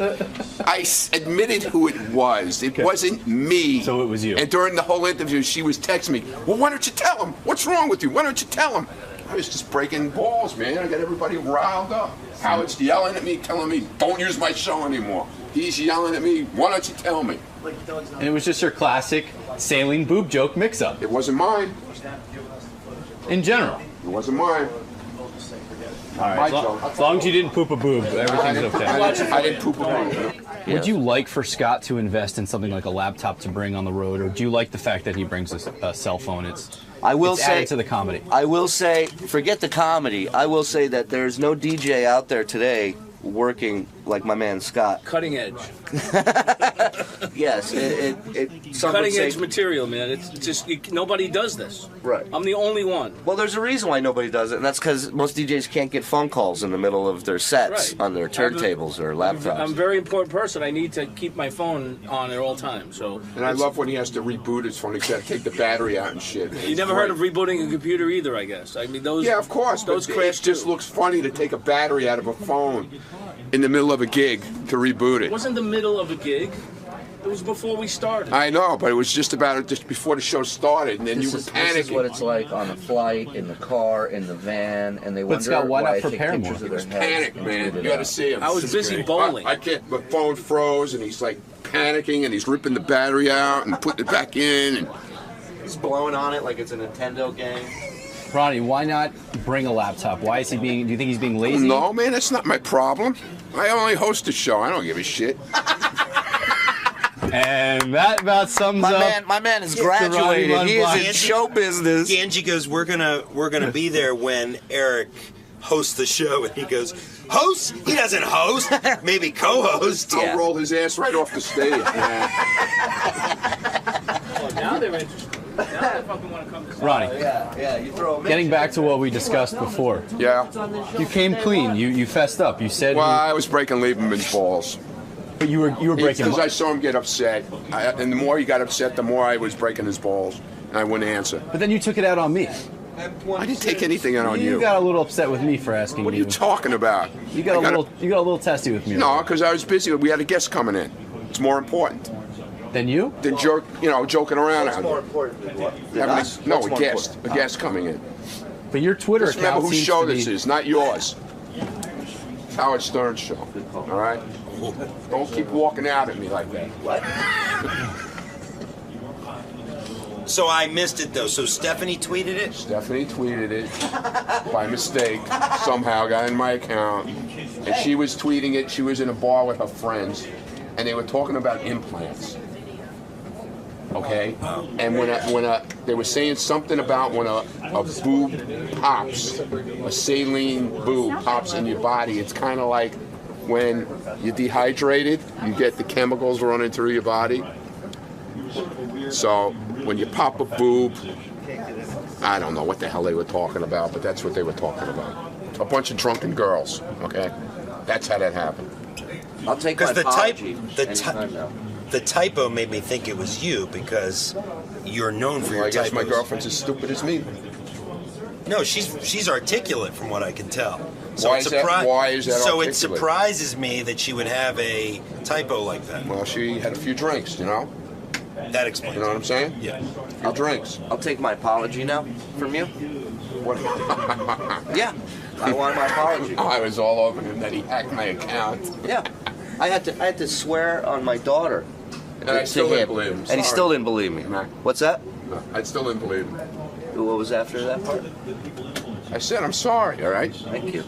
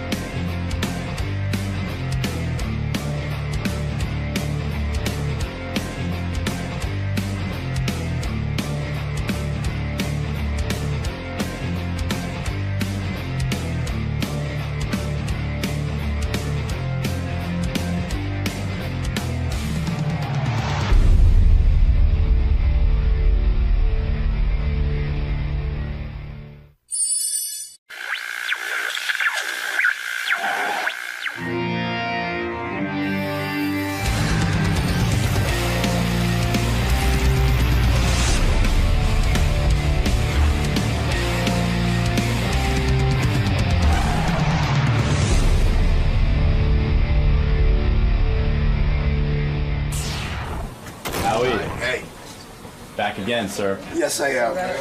This time under much different circumstances. Yes, I'm going to see my co-worker. How do you feel about that? I can't tell you how excited I am. Jeez. Cupcake Wednesday to boot, you know. It's a diabetic's dream. It sure is. How are you? Hey, nice to see you. Good to see you again. So I'm just going to head into here. Sure. Hi. How you doing? I back in. So today, are you going to be offering advice? Are you going to be coaching him at all? Or are you just think if he wants advice, I could school him.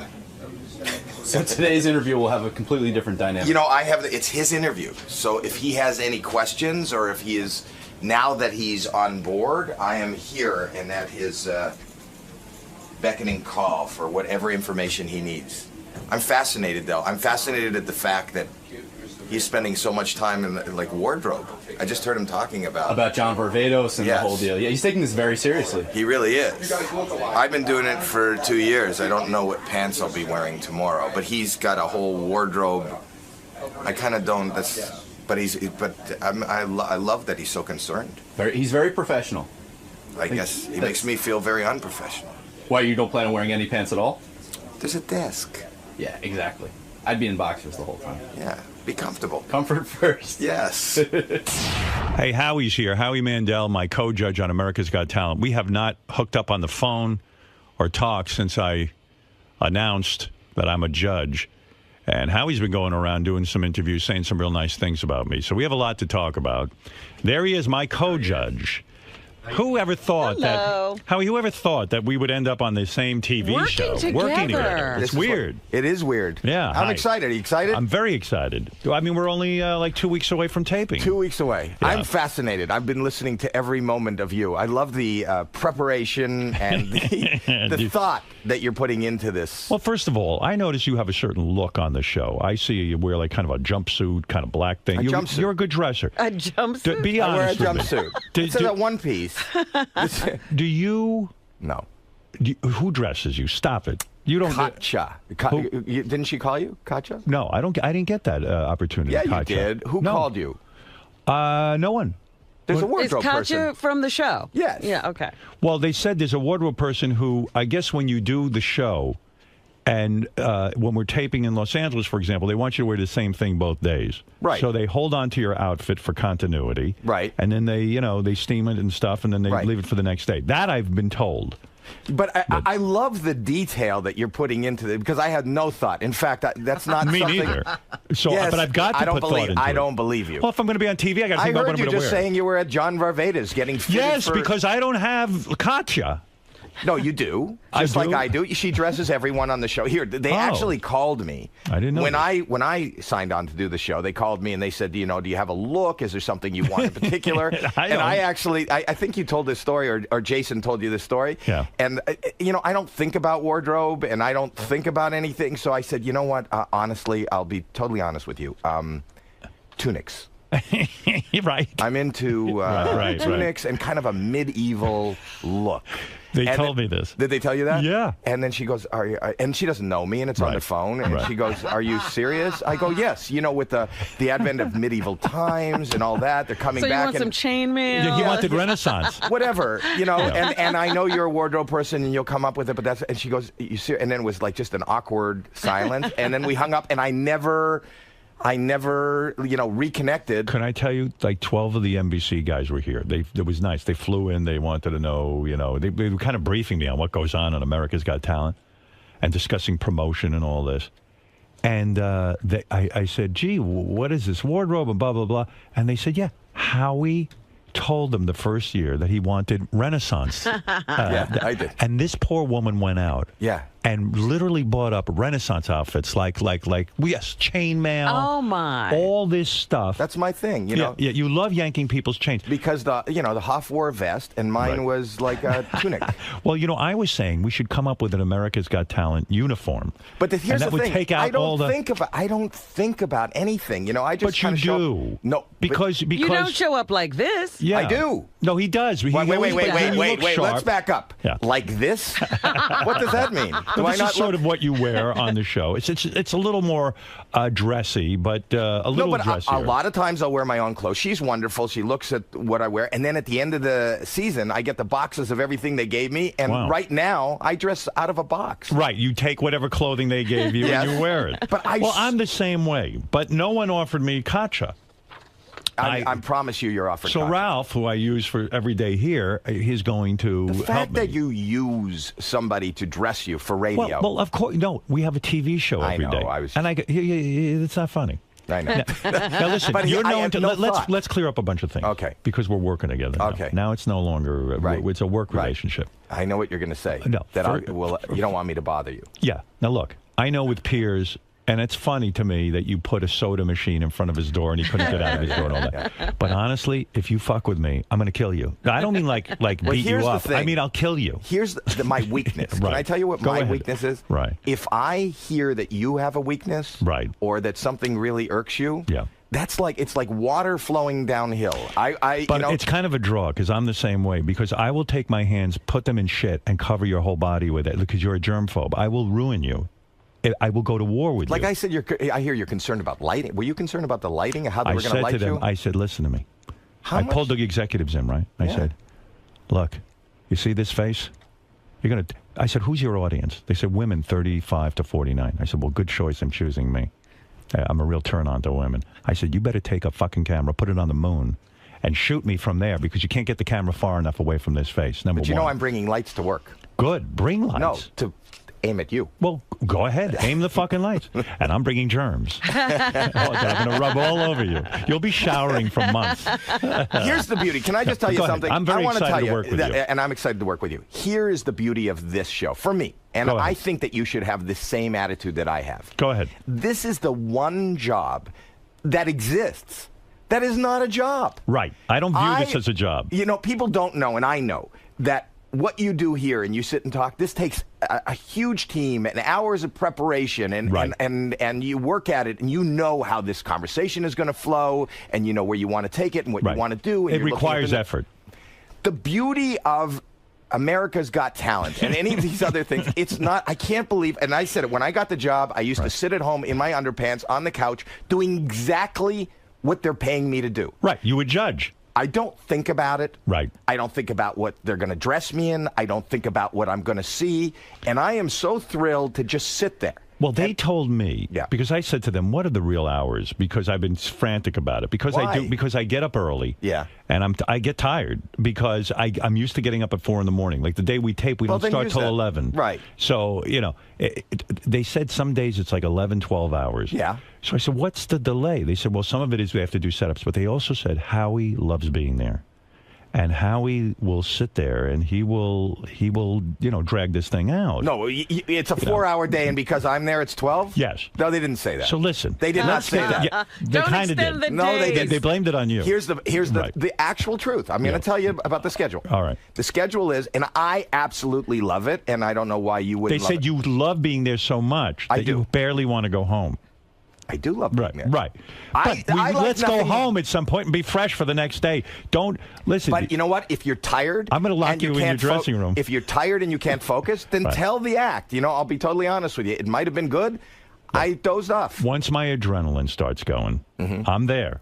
Now, I don't know about you, but the one thing I do take seriously about this job, I really want to find real talent. Hey, and do you think my goal Sometimes is different? I think you do put through people. I thought you were this season. I thought you put through people for peers to irk him. You want to hear my theory? Yeah. And I think we have the same theory, except you don't know until you sit there how it's done. Here is my theory. Okay. I love America's Got Talent because it is so much more than just a singing and dancing competition. I agree. I am tired of singing and dancing, and Me you could too. do that someplace else. I agree. Plus, I believe that, and I'm not taking anything away from anybody who is a phenomenal musical talent. Right. But I would love to see somebody, as you said, somebody else beyond a singer win this contest. Agree. I'd like to see a magician. If you're talking about a true great Vegas act, those guys make a fortune in Vegas. Well, here's the truth. Okay. Let me say, it's whoever. You know, a magician for me, I am not a huge fan of magic, but I am a fan of performance. Right. So if somebody figures out a way to do the 3 tricks that exist, right, you know, and do it in a new way, like Copperfield was really good at that. He's flouncing around on the stage, right? Flouncing. Yes. Yes. So, but if somebody can flounce with finesse, exactly, then we put them Agreed. through. So now here's the thing. Many times there will be a cavalcade of singer after singer after singer, no better than anybody you see on a cruise or in a Ramada Inn. Agreed. But the audience there thinks they're great because they're from the hometown. People think they're great. And then I'll see an Eric, the actor. Right. You know? Right. And I will say, and somebody like Piers will say, well, that's not a talent. Right. And I'll say, I will rather come and listen to Eric. And now that I know that he does accents and voices. You would rather listen to Eric than some mediocre singer. And the truth be told, your whole career. But wait a second. It is the Tiny Tim factor. Like if Tiny Tim came on America's Got Talent, Piers would have voted him off. And possibly you would have and Sharon would have. But he went on to be a huge star because he was a freak and he was so interesting. But Tiny Tim and your Whack Pack here, and you know, there's so many other Let's characters. be real. Let's figure out now as judges, because at this point it's you and me. Okay. We can outvote Sharon. You're going to be a united front. Let's unite. Let's decide right now on this show. Right. What our criteria is going to be, because I think it's confused over there. I think you're overthinking. Are we looking for the next big superstar act that can that would take you away from the gambling tables in Vegas, that would be as good as Howie Mandel in Vegas, someone who would be compelling and great and really sell tickets, or are we looking for something like a freak show, you know? But let me just say something. A freak show, you know, and they're not in the same category, but if you look at what the Blue Man Group was doing, you know. But Blue Man Group was a fully realized show. Well, you know, when they started in a little club in a basement here in New York, right. They were, you know, 3-4 guys who were covered in blue paint, and they were banging on pipes, and you know. So explain to me why you put through those chipmunk-looking characters, the funny little people. The funny little people. They were not. Well, listen, that was no different than what you'd see in Disneyland. Well, so they put in a costume and they jumped up and down. Okay. You did that to Irk Pierce. That wasn't right. No. Yes. Right. And no. Yes and no. Right. Here's the thing. You can't have yes and no. Howard. I can have both. Okay, go ahead. Okay. Yes and no, because in that particular day, I believe that I would rather bring them forward. If I bring them forward, somebody else doesn't go forward. It fills the spot. I have a better chance of not getting another singer. I believe with those funny little people, yes, that I could create. I believe I can create. But it's up to them to create. A Vegas show. No, it's not. Yes, it is. No, it isn't. It's not up to you creating. It's what they've got to present to you on the stage. But you realize that our team there, once they go through the audition process, there's a lot of production people and production value, you know. Right. So if you look, I want to give you a better example. Okay. You hated the guy 2 years ago. There was this kid that did a kite. That flew a kite. Terrible. Why is that terrible? Because I wouldn't pay 10 cents. Okay, I here's don't the believe criteria. you wouldn't. Here's the criteria. I'm going to ask you this when we're taping the show. Okay. If we disagree on something. Right. I'm going to say to you, hey, Howie, put up your own money and bankroll this act. You wouldn't do it. You would not bankroll the kid with the kite. You want to make? And you're a guy who produces television shows, and you've got a big career. Let me tell you something. I disagree with you. If you take the guy with the kite, go ahead, and in Las Vegas, and this guy make him part of a show. No. Oh. But he's the headlining show. He has these kites, and you have lasers, and you have great music. He didn't have and lasers. You have but that's what it could become for a Vegas show. You can't say what it becomes. He should have brought on lasers then. No, but I am more apt to go see this musical kite-flying laser show in Vegas than I would to go see some singer guy standing there with a guitar who I have no idea who he is. But are you saying you're going to be biased against people who come to sing? No. You're going to, if you see somebody great, you will put them through. Right. Here's what I was talking to Simon Cowell the other night. We had a 45-minute discussion about this. Right. And he said, you know, take it from the guy who's supposedly the expert at judging, but he said, if you get influenced by the audience sitting there and you put through these mediocre acts, you'll never get rid of them because America starts to vote for them and they feel sorry for them. You can't. I don't like when they have a story. I don't like when people are voting on a story. The guy who won last year had such a story. He was a car wash guy. Yeah. To me, he was a novelty act. I don't think he should have won. Well, here's the thing. Go ahead. My take on last year and my favorite act was Illuminate. I agree. But that's who I kept saying. I know you did. But by the same token, when you're sitting in the room and you see this guy, and when he came out and he was, before they put him in suits and everything, Yeah, and I right. wasn't expecting, you know, this Frank Sinatra, this crooner kind of voice. Right. You know, and I saw that the women liked him. I saw they liked the sound of his voice. Beyond the story, you know, I see why he got as far as he got. And, you know, when you look at Michael Bublé and you look at Harry Connick, they've had, like, big Vegas. See, I can't stand that crap. That Harry Connick, Michael Bublé. But I'm not asking you if you can stand it, and they're not asking you if you can stand it. And I don't think Vegas can stand it. And isn't the You're criteria wrong. whether or not the guy could be a big Vegas act? That's the criteria. And you're telling me Michael Bublé can't be a big Vegas Michael act? Bublé can. He's done it, but I don't think there's room for 20 Michael Bublés. Is there room for one more? Well, I felt it was like such a novelty that a black guy was singing Frank Sinatra, that it was a novelty act. It wasn't really a true great Vegas act. And I met the guy. He's a lovely guy. I'm glad he won just because he got a bunch of money and he was working in a car wash and now he can support his family. But I want a superstar out of this. We've got to get a superstar. Well, you know, the truth is, America's Got Talent has launched superstars. We've got the ventriloquist guy who supposedly has $100 million. No, but I'm saying even if they didn't win, that exposure, you know, you look Who at do we have? Jackie Ivanko. Okay. Who else? The guy you're talking about is Terry Fader. Okay. Who's got a $100 million contract. What does that mean, a $100 million contract? That he gets, he gets, if the place is sold out each and every night at full price seating. Right. Then he would probably stand over 5 years to make $100 million. Do you think I'll become the guy who's the voice of reason, like sort of like Piers, because you The and Sharon, leader. Yeah, you and Sharon seem to always sort of team up with each other. I don't think that's true. I do. I think I'm a voice of reason. Well, I really think do. I am. I think you were more the voice of reason the first season, and then the second season, you started to vote people in just because you wanted to irk Piers. No. That's the impression I got. Well, I'm sorry you got that impression. That's not true. I'm totally honest on that show. I would never, you know, I think it's funny, and I think there is something to be said, and you called it the Tiny Tim factor. There was this guy the year before, Ronith. I don't know if you remember. I just saw him. I just played in New Jersey, and he came up to. He was. The old Indian guy. He's an Indian guy, who was doing impressions. right. I remember that. He couldn't do. He didn't do. And he said he had the man of 100 voices. And I thought I could build this guy as a man with 100 voices, each of them sounding exactly the same. But that's a one joke guy, and I thought But you were so crazy to put him through. But because a lot he's of people not. He's live a on one joke guy. He would never make a career of his own. Yeah, if he sat on the Howard Stern show and I sat and talked to him and made interesting things with him every day, he could be made into a star, like Eric the Midget or something. But a guy sustaining that on his own, Eric the Midget can't sustain that on his own. Let me just tell you. Go ahead. Let me talk to you as a producer. We are going to have so many arguments on this show. What if in the context, and you got to produce it. It's not just these guys come to you with no team behind them. Right. If I had this guy who believed that he did characters, what if I hired a cast of hundreds for the stage? But Howie, that's like saying a comedian comes on and he's shitty, but you say to yourself, boy, if I write him this material, he'll be terrific. I mean, you can't. The guy's got to come on and wow you. You can't say you what can't if. compare the comedian. Sure you can. No, I can say.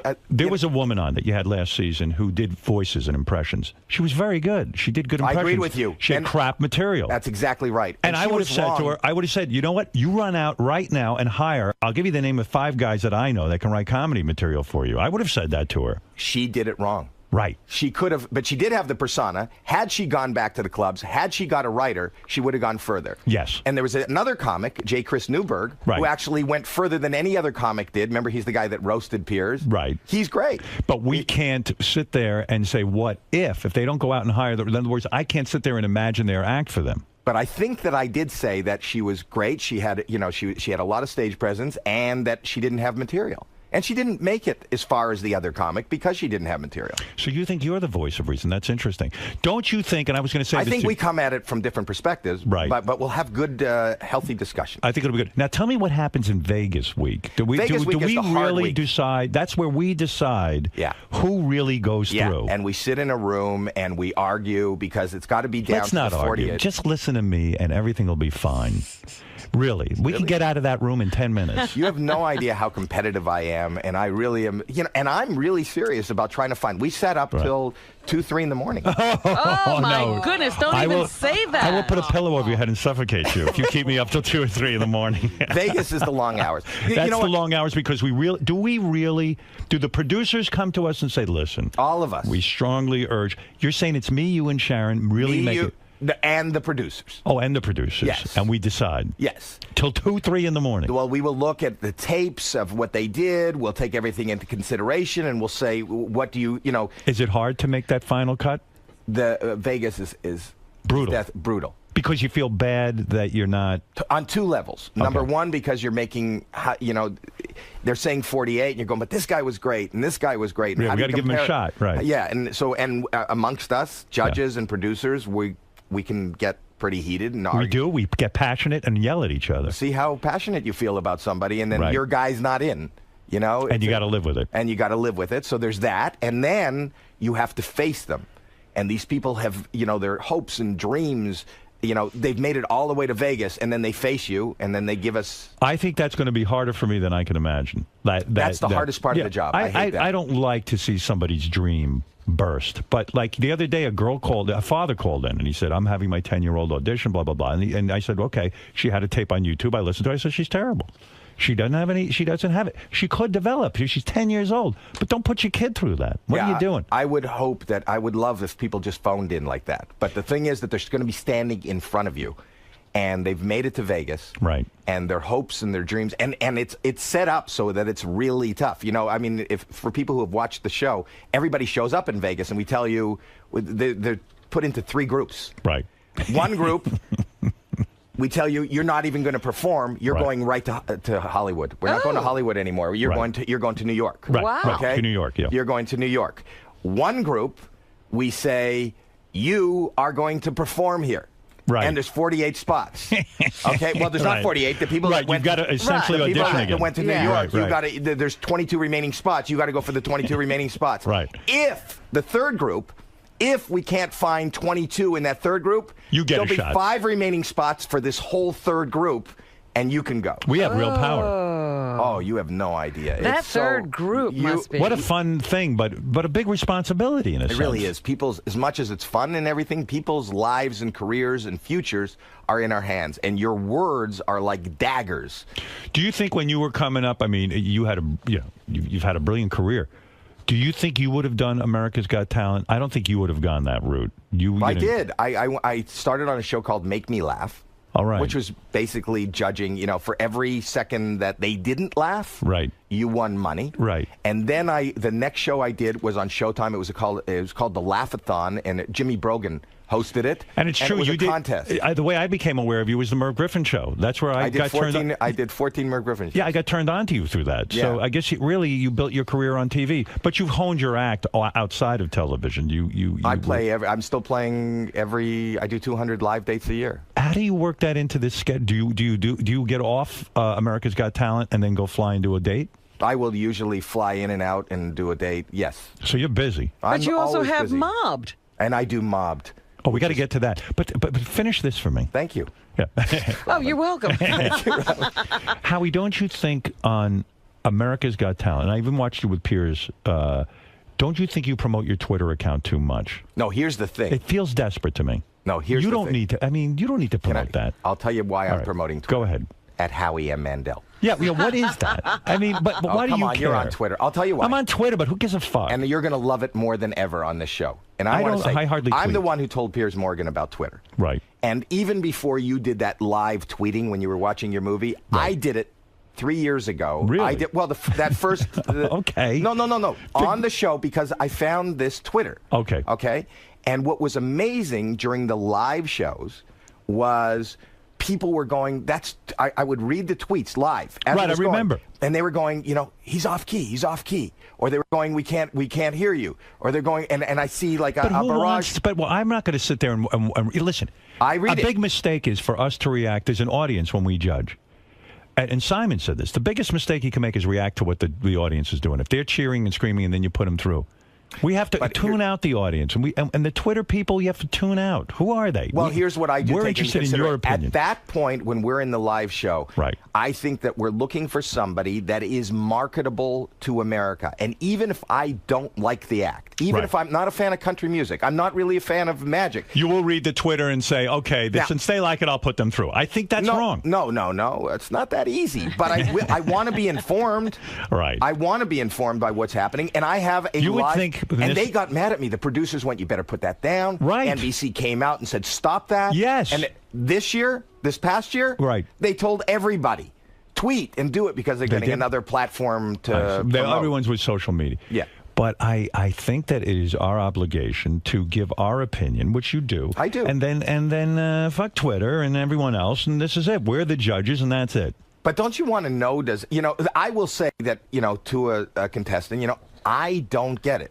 Right. But I got to tell you that you just lit up, and I don't go by the audience in the theater or in the studio. No, we can't. No, but there's 15, 20 million people listening at home. And if it's coming through, it's amazing how different something seems when you're there live versus how you watch it or how it... Right.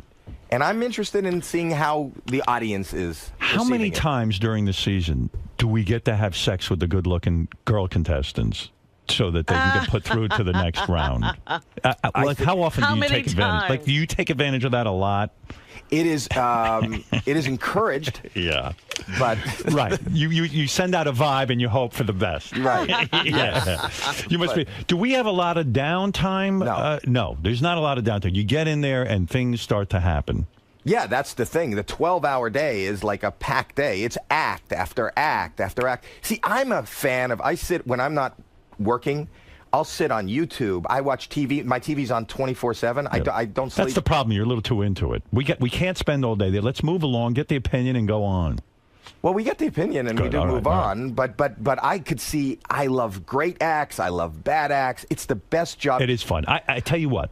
I said to Robin, I said, I got to get on one of these shows and be a judge. It's got to be the greatest fucking job ever. And what I'm telling you, Howard, is don't stop thinking about it. Stop thinking about it. Just show up to the party. I'm glad you said that because originally... What I wanted to ask, because one of the things about the judging, Piers would make up his mind pretty quickly. Yes. If he hated it. Well, he wanted to get out of there to a CNN show. And he'd hit the buzzer, and then he'd turn around and look at you two, and you would let him finish.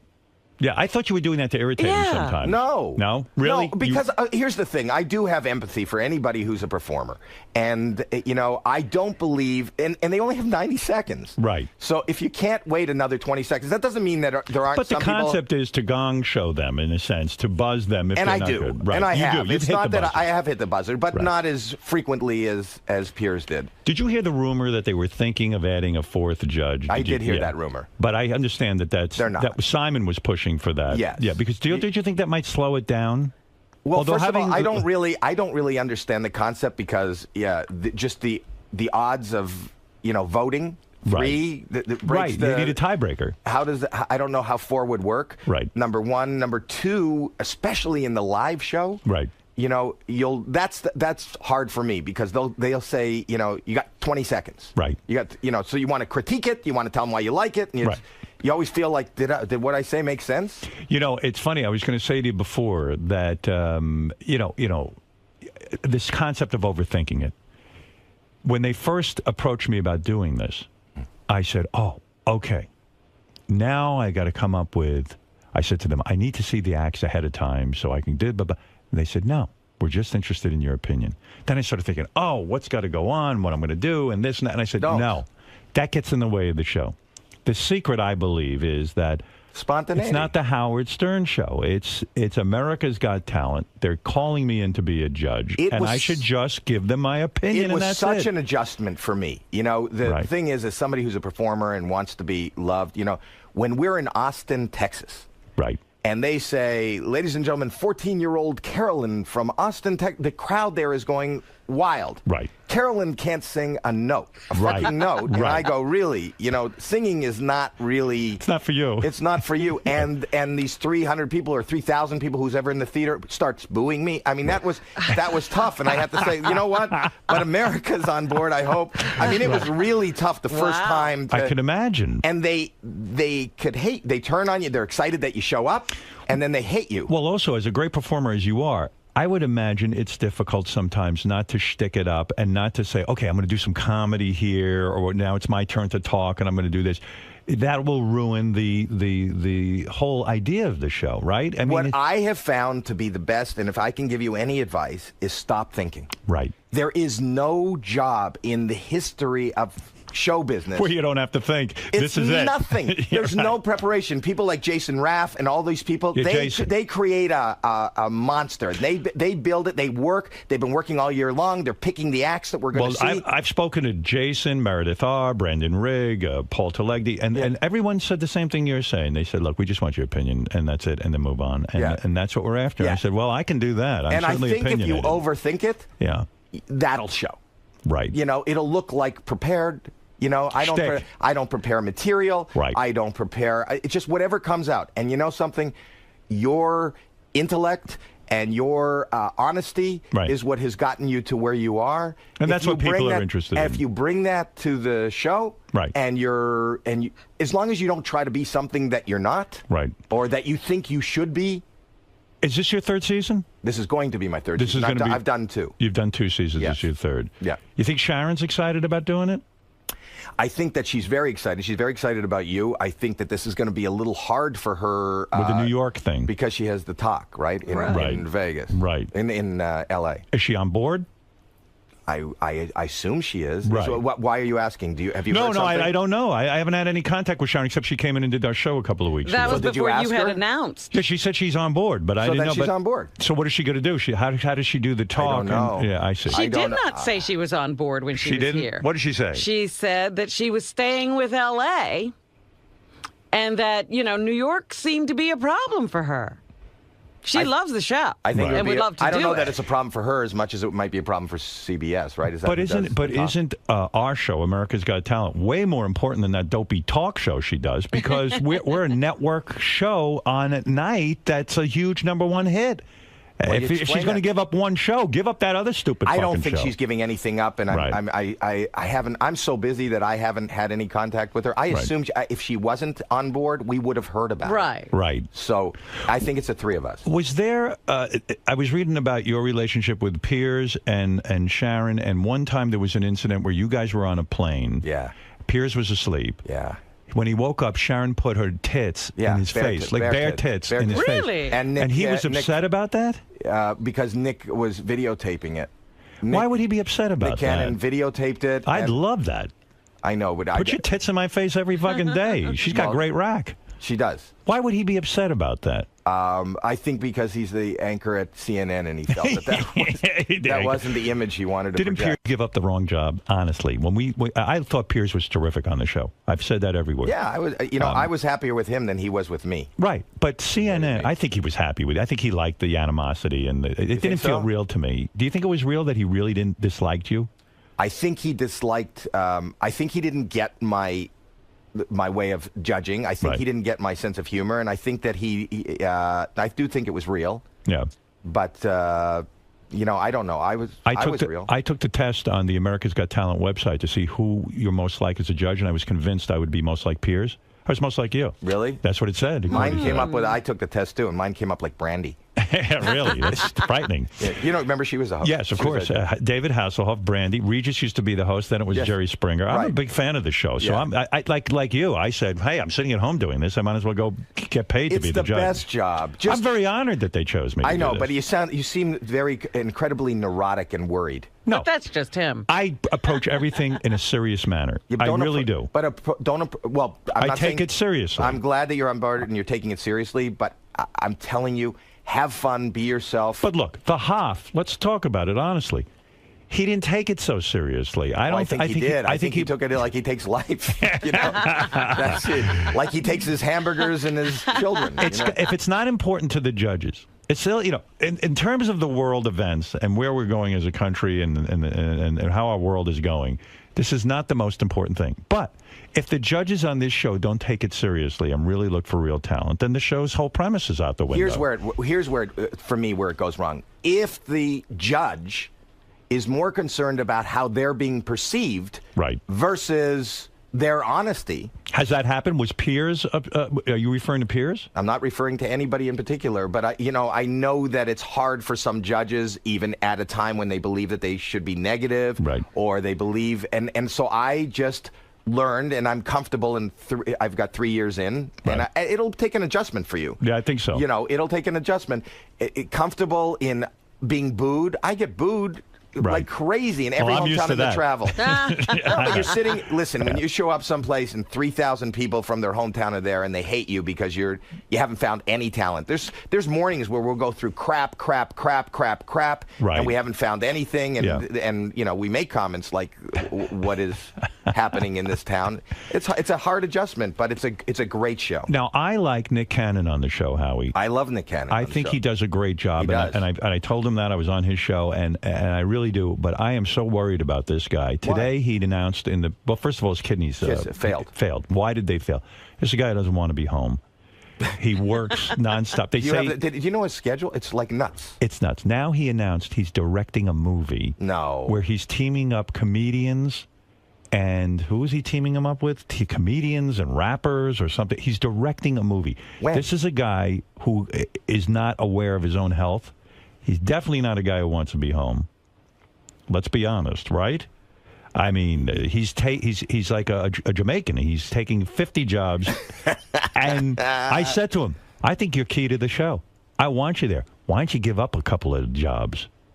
Didn't the doctor tell him that? Now he announced he's directing a movie.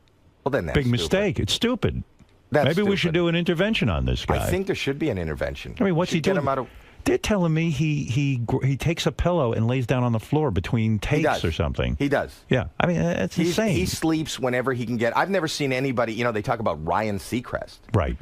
Ryan Seacrest is basically unemployed compared to Nick Cannon. And Ryan's got a lot going on. Yeah. He's got to be thrilled, Nick, that you're on board because New York, he was taking the plane flights. He was always flying with me. I was always. It was crazy. His radio show starts at 6 in the morning, which means he was in L.A. starting the show at 3 in the morning. Right.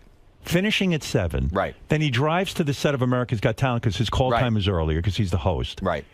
And he literally would go from 7 in the morning till about midnight. And at America's Got Talent, in downtime, he would take meetings because he's an executive at Nickelodeon. So how is this guy alive? Well, one of his kidneys quit and left. Right. Yeah, I was going to say, I can't take this anymore. Completely understandable that his kidneys failed. Have you ever called him aside and said, listen, I care about you. Why don't you fucking calm down? I mean, you don't have to have every job. You've never done that. I've never done that. You don't feel comfortable with that? No. I told you, I show up, I don't care. I do. I don't give any thought. Did you get the invite as I did for the special dinner that we're having the night before? Yes. Yes. No, not Jimmy. No, not Jimmy's. Oh. We're having an America's Got Talent dinner. Did I get the invite? Yeah, well, I saw your name on it. Oh, they put your email address on there. And did they really? Yeah, I was like, well, they shouldn't be sending that to everybody. I didn't get it. Yeah, because you're hard to get a hold of. You know you're hard to get a hold of. Yeah, well, why can't you get a hold of me? Because you screen your calls and you didn't want to talk to me. No, bullshit. It is not bullshit. It's a service that forwards my call to me wherever I am. I wasn't on the phone. Of course I want to talk to you. No, you didn't. You wanted to hold it. You wanted to hold it till we were on air. No, bullshit. Because I called Gary. Gary told me that you're supposed to call this Spanish fly, and then I called that. I called that number. You never called. They go and then it says in the space, leave your name, and I go Howie. Right. Mandel. And then they go, we are looking for him. Right. And then it goes away. I wasn't there. Wait. So they go, he's not there. Would you like to leave a message? Well, I don't know who Spanish Fly is, so I'm not going to leave a message and a phone number on there. No, I didn't hear your voice. So I don't know. It says Howard. Wait. So then they say he's not there. Will you leave a message? I go, no. Call back 2 hours later. Okay. Same thing. Howie. Now, your phone rings somewhere, and then you weren't there. It rings. I'm not there. Sometimes I'm not home. But I'll answer my message. 3 times. I didn't leave a message. Well, so he you doesn't hear leave a Howie's message. on the phone. I don't want to talk to him now, and that's okay. He doesn't leave a message. I won't Gary leave said, "Did messages. Howie call you?" I said, "No, he never called me." And it doesn't give I will any not. information. How would I know? I No. won't leave a How phone would number you- on a robotic But Howie, thing. I don't know who how gets would this. I know you called? Because I left my name. It goes to your phone. No, if you don't leave a message, it doesn't go anywhere. And then I checked it. I heard Gary talking about. I heard you talking about. I didn't call you. You were waiting for my call, and I called Gary during the show that day, and I said, "Check this number." He told me that was the number. You do hear it. Your phone rings. I mean it, Howie. Howie, I love you. Why wouldn't I want to talk to you? I don't know. Why don't you try I'm busy, not I'm not at home? They're cell phones now. Yeah. But doesn't this thing search all your phones and wherever yes. you are? It forwards it to wherever I tell it to go. Right. But I wasn't obviously in by my phone. A whole it goes day. to my home. A whole day? No, I don't know. I never got a call from you. I never got a call from you. Why don't you switch it when you go somewhere? I do, but I might have been out running. I might have been. Sometimes I do stuff. You know what I mean? And then you said, and then you wrote me an email. Yes. And you said, I'll call you. And I never called you. Right. Well, I didn't want to bother you. You were calling me. I wasn't looking for you. Well, then no, you didn't tell me to call you. But actually, this is probably the conversation we would have had on the phone, right? I mean, we So just you want had to it. save it for radio? No, it just worked out that way. I mean, what would we say in private about this? How do you know what I wanted to call you about? I assume you wanted to call me about America's Got Talent. Yeah. Right. So we had it. Did you have something private you wanted to say to me? Never mind. I'm excited. Do you know? I'm excited to be working with you. How's the OCD? It's not good. It's bad? Worse than ever? A little bit. You know, I'm doing this show, which makes it hard for me. Which show? The Mobbed. Mobbed. Which will you watch it tonight? I know you're on Letterman. Now, this is your second season.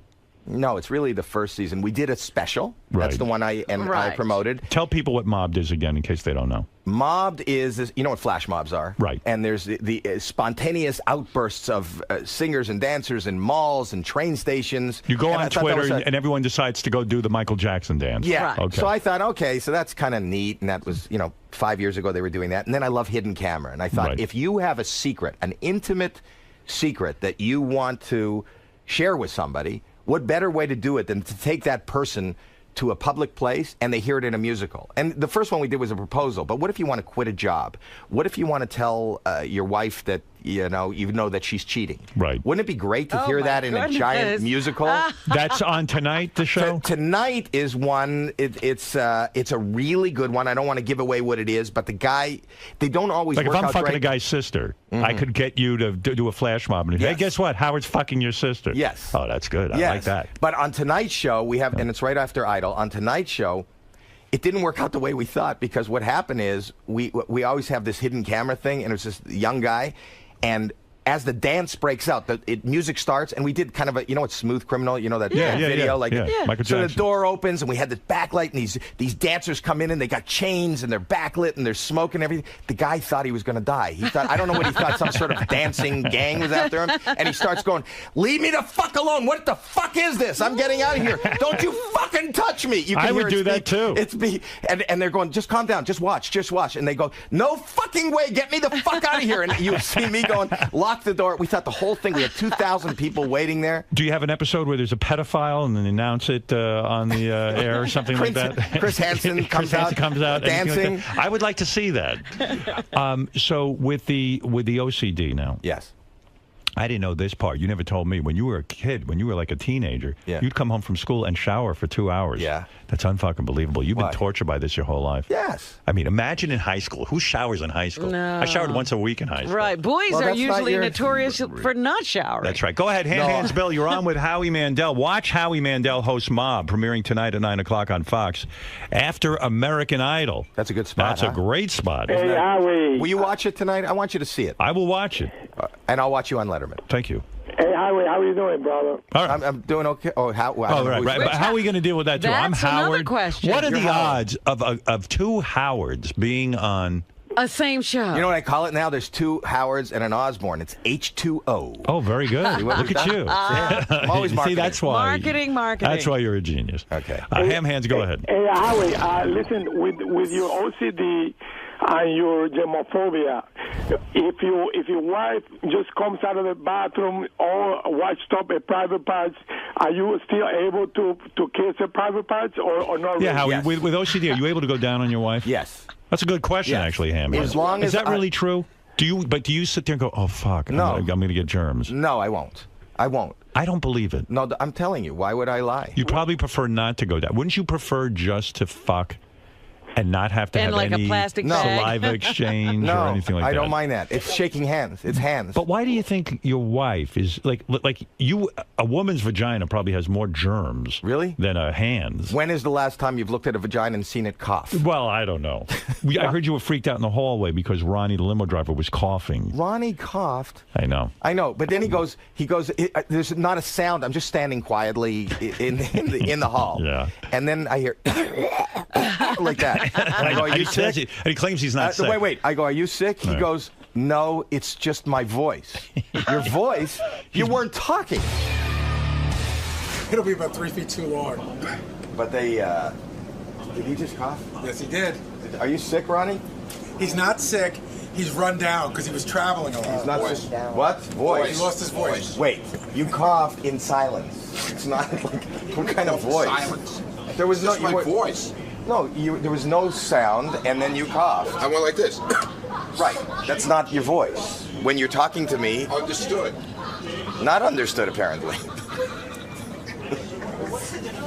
Run down, he's sick. Yeah. Been a lot of traveling, man. I've been out on the West Coast a lot, back and forth, so. People travel, they bring back the bird flu. What can I do?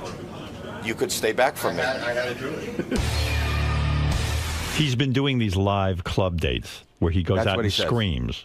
And so he's losing his voice. But I'm on tour. I do dates all the time. Yeah, well, you talk like a normal person. Yeah, you don't scream like he does. His act is going up there and screaming and yelling out obscenities. Really? That's the whole act. I saw him. You'd probably put him through on America's Got Talent. I saw him at the UFC fight, and he told me he's got a deal with Fox. He had his own talk show, but he's not allowed to say. Yeah, I don't what know. kind of marketing plan is that? I can't talk about it yet. I don't know. I can't talk. It's got a bigger veil than your announcement for America's Got Talent. One of the questions that came up in this meeting with NBC is like they said to me, well, how much promotion are you willing to do? How much were you willing to do on your own, and how much are you willing to do with the other judges? I said, I would be thrilled to appear with Howie. Why do they send him there's in? Ronnie. Why'd they send you in if you're sick? Howie's going to freak out.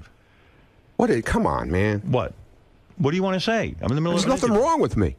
No, you're sick. You were coughing even in the car this morning.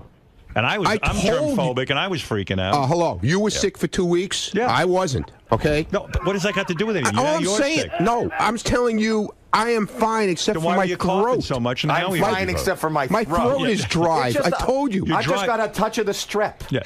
All right, listen, I'll leave you back to your interview. All right, thank you. Yeah.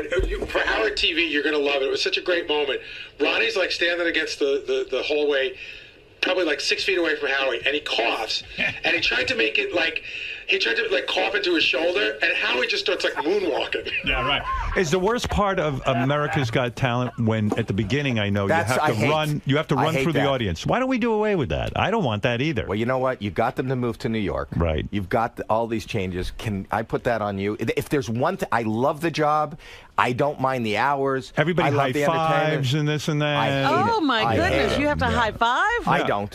He doesn't. He does a little fist bump. Right. Kind of thing. Yeah, and I run, but these hands, it's just a sea of. It's like the worst fucking nightmare. The opening of America's Got Talent. It's the only show out of all of them, like X Factor, American Idol, blah blah blah, where the judges run through the audience. Maybe they'll make a change. They've made a change. They've changed coasts, so maybe they'll make a change. I don't want to touch I love the audience. Right. I just don't want to touch you. You love them to a degree. Yes. I don't want to touch their hands. Why don't we wear hazmat suits as we walk in? Literally, like a spacesuit, like we're landing on the moon, and then when I came in last year. I came in a bubble. I remember. Yes. I felt for you because I know it's uncomfortable. It is for uncomfortable. You. Yeah. I hate that. I really am. I'm not going to lie. See, I'm not as bad as you. I would be able to walk through the audience, shake everyone's hand, and then when I get to my table, discreetly put some of that Purell on my hands. Yeah, but I can't use the Purell anymore. Why? Because you've hurt your hands.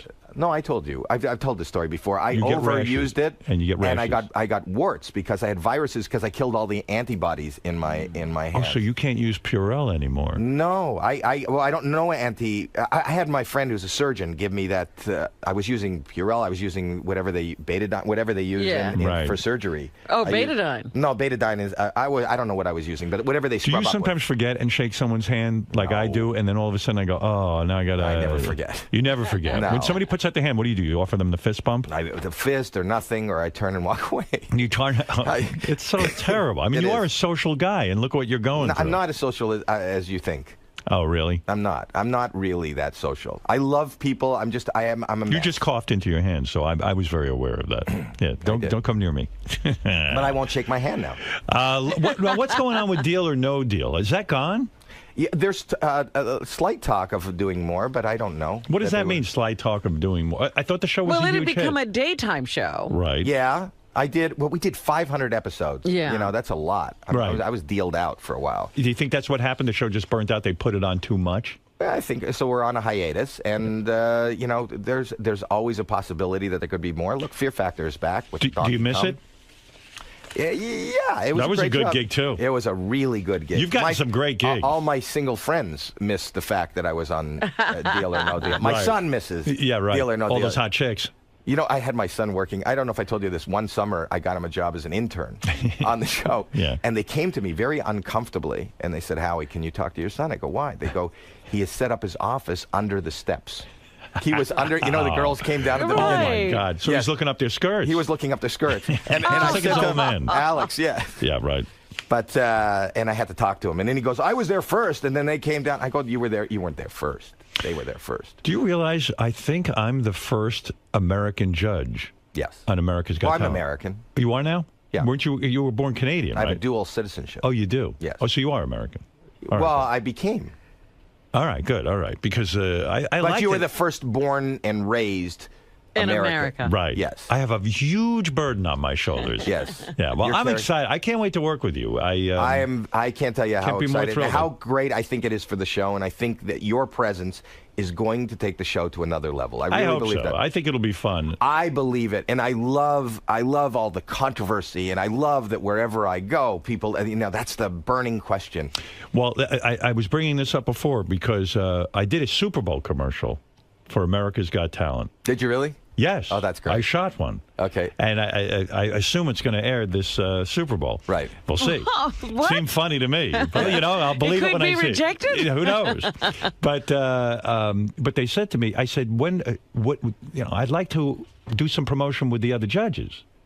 And so there was a discussion on how much promotion I would do. Right. And when I would appear with the other judges. So at some point, I guess we'll be appearing somewhere together. That would be great. Right. And you and I have a problem because we're going to have to be quiet while the other one performs, even in an interview, right? That's a difficult thing to do, isn't it? Do you find that difficult? I've gotten more comfortable in you know, We're an you're coming up ensemble. right, and you see, you're coming from the autonomy of doing this show, and this Right. is what you've done all your life, and I came from stand-up comedy and whatever, so it was Is it really an hard for me. adjustment? It was a huge adjustment. Because even when you did Deal or No Deal, you were the host. This is like I've got to sit quiet while you're doing your thing, and I got to let you do your thing. Yeah. So the thing I don't know that I can do that. but that's what I'm telling you as somebody who went through the adjustment. Right. Don't worry. We'll get through it together. Don't think about it. Just do whatever. You know what? If the fact that you want to interrupt me in the middle of me talking hits you, interrupt me. All right. Don't think about, you know what? I'm going to interrupt him or I'm going to I'm sit doing quiet. it. Whatever happens, happens. Now, you never finish that. Who's going to be... What are you going to be called on this show? Well, I'm Howard. You're I'm Howie. Howard. Or Your I'm Howie. Majesty. Your Majesty. The king of all media. I'm Howie. Okay. He's Howie. Thank God he's a Howie. Yeah. No one called... In summer camp, I used to be a Howie. Right. And when I got on the radio, I said, fuck being a Howie. I'm a grown man. I'm But Howard. we've talked about it. Howard, for me, is it makes me cringe because Howard was always Thank in God. trouble. Yeah, so I'll be Howard. You'll be Howie. Howard? Yes. Nobody was happy when they called me Howard. Yes, that's true. So, you'll be Howie. I'm Howard. We got Sharon. And we got Sharon. And we got Nick. And that's it. And let's then- go do this thing This is already. going to be great. Enough fucking talk about it. And Let's what are you go do doing it. tonight? Tonight I am watching Myself on Letterman, of course. That's after. I'm going to watch you. Watch Howie Mandel host Mobbed, premiering in what is probably the best time slot, right after American Idol. And it's something to see. You see a guy think he's going to die, and there's nothing funnier than that. Nothing funnier than guys dying. and I tweet live. You think that's not a good thing to tweet live? You will tweet during the show. Yeah. I think that's a great thing. Will I'll Twitter you. I'm not going to read that. No, I want you to say you're watching it. I want to just see that you're really watching it. What is with you and Twitter? You're obsessed. I am Forget obsessed. it. Forget that. You're not. You're on it. I'm on it, but I'm on it once or twice. Yeah, every 2 weeks we get a naked picture of your my wife. That's it. I don't know what else to tweet. What would I tweet? Anything I got to say, I say here. I have this. So why would I? What am I tweeting? So you're pointing out I have nothing. All I have is Twitter. It's too important. How many followers do you have? I have over 16. No, I have 300,000. Not this. 300,000. Yes, not a lot. Do you see it as a sign of success if you have a ton of Twitter followers? No, but I see it as a sign of that's my social. I'd like to do that rather than in a crowd. I don't have to touch people, but I could talk to you. It's your way I can of relating. communicate, and you can sell tickets to your shows and things like that. Well, I'm not selling tickets. Well, I want to get viewers. Right. Okay. All right. Well, listen. You're a judge. I'm a judge. God bless you. I'll see you. I'm going to see you in 2 weeks. A week. Is it a week? It's a week or two. Yeah. It's this month.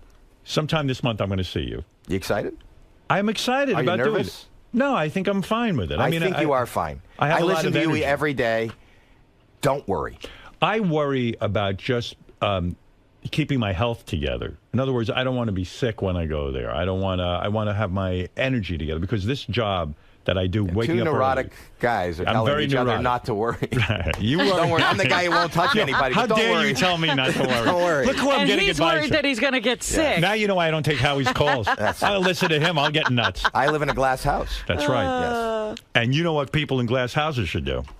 Throw stones. That's right. Right. What do you do today? I saw you're hosting Regis. I'm with and Kelly. I'm going over there now.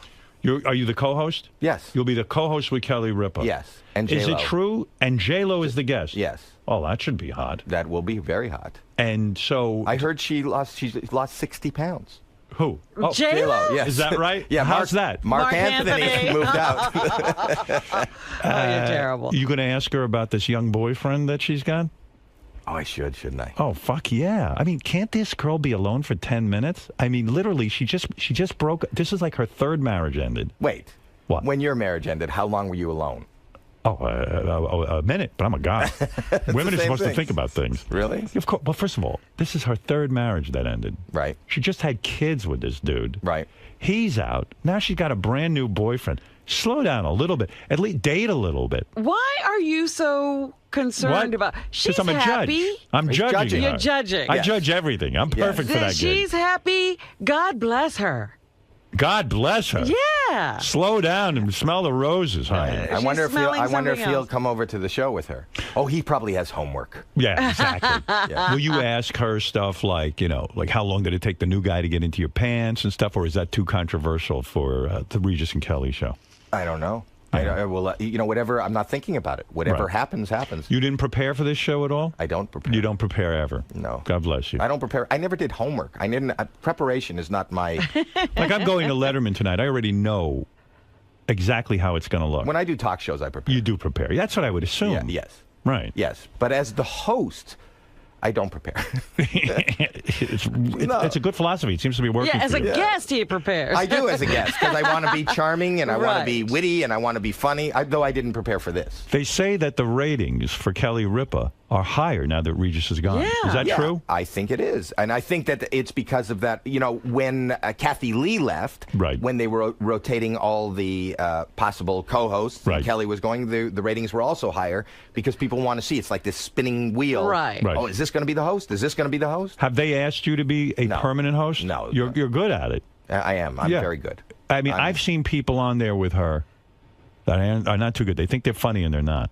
But you do a good job. And they said in the paper that they're closer to finding a permanent replacement for Regis.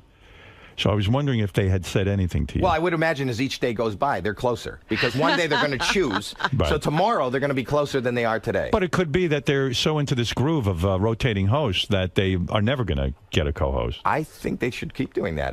Don't you think that would be a good show, that they can continue to do that? Do you like doing that show, the morning show, and being the co-host? Yes. I think that Kelly is brilliantly funny. Do you find yourself biting your tongue, though, because it's so... Yes. In other words, the things you really want to talk about, you can't. No. Right. I can't. You know that. That's the secret to success, biting your tongue on some of these shows. I wonder if you're going to bite your tongue at all on America's Got Talent. Well, of course. I mean, listen, it's first of all, I have to bite my tongue or else I'll end up taking over the show and turning it into the Howard Stern show. Like you said, you resist turning it into the Howie Mandel show. I've got to be able to do that.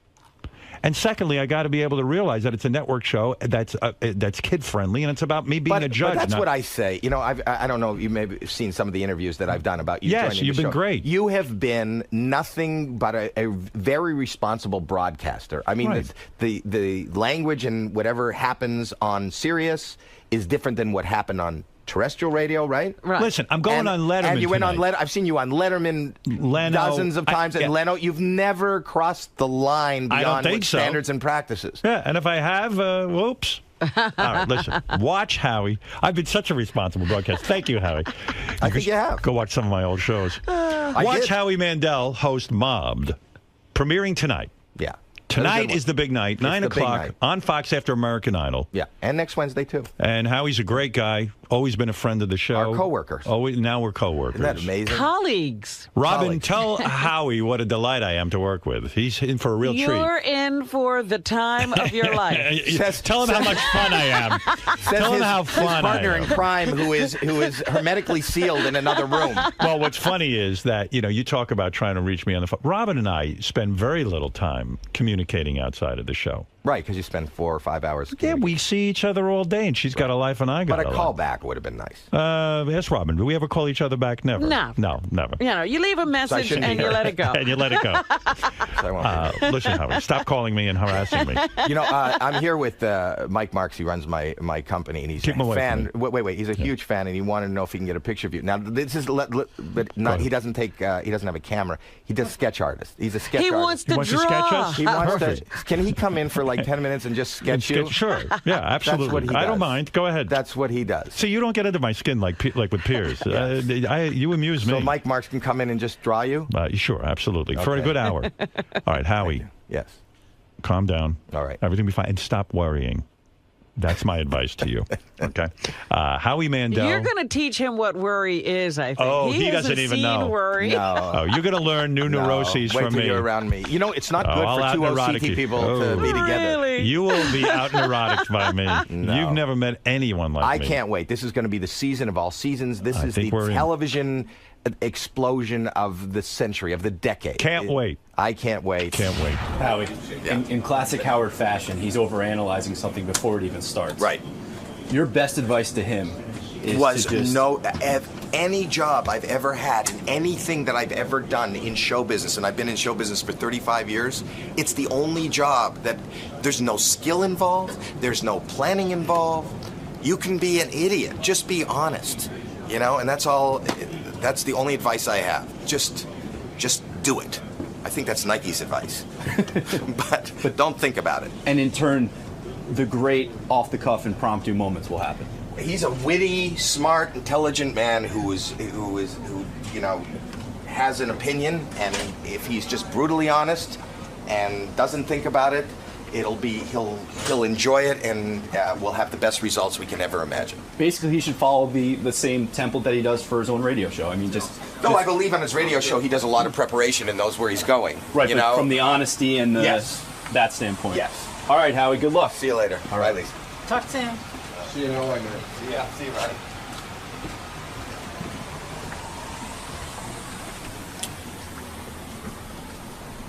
I wonder if Howie's going to have a cold now. Oh, stop it.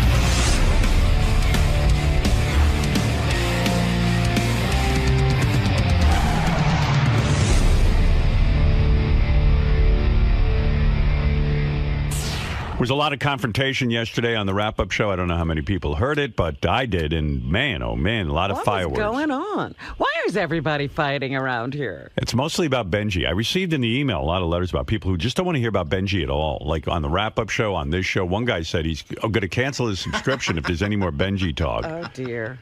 And I thought actually I had limited the Benjy talk, but the wrap-up show picks up where we leave off. Right. What we don't pick up on, they discuss. Yeah.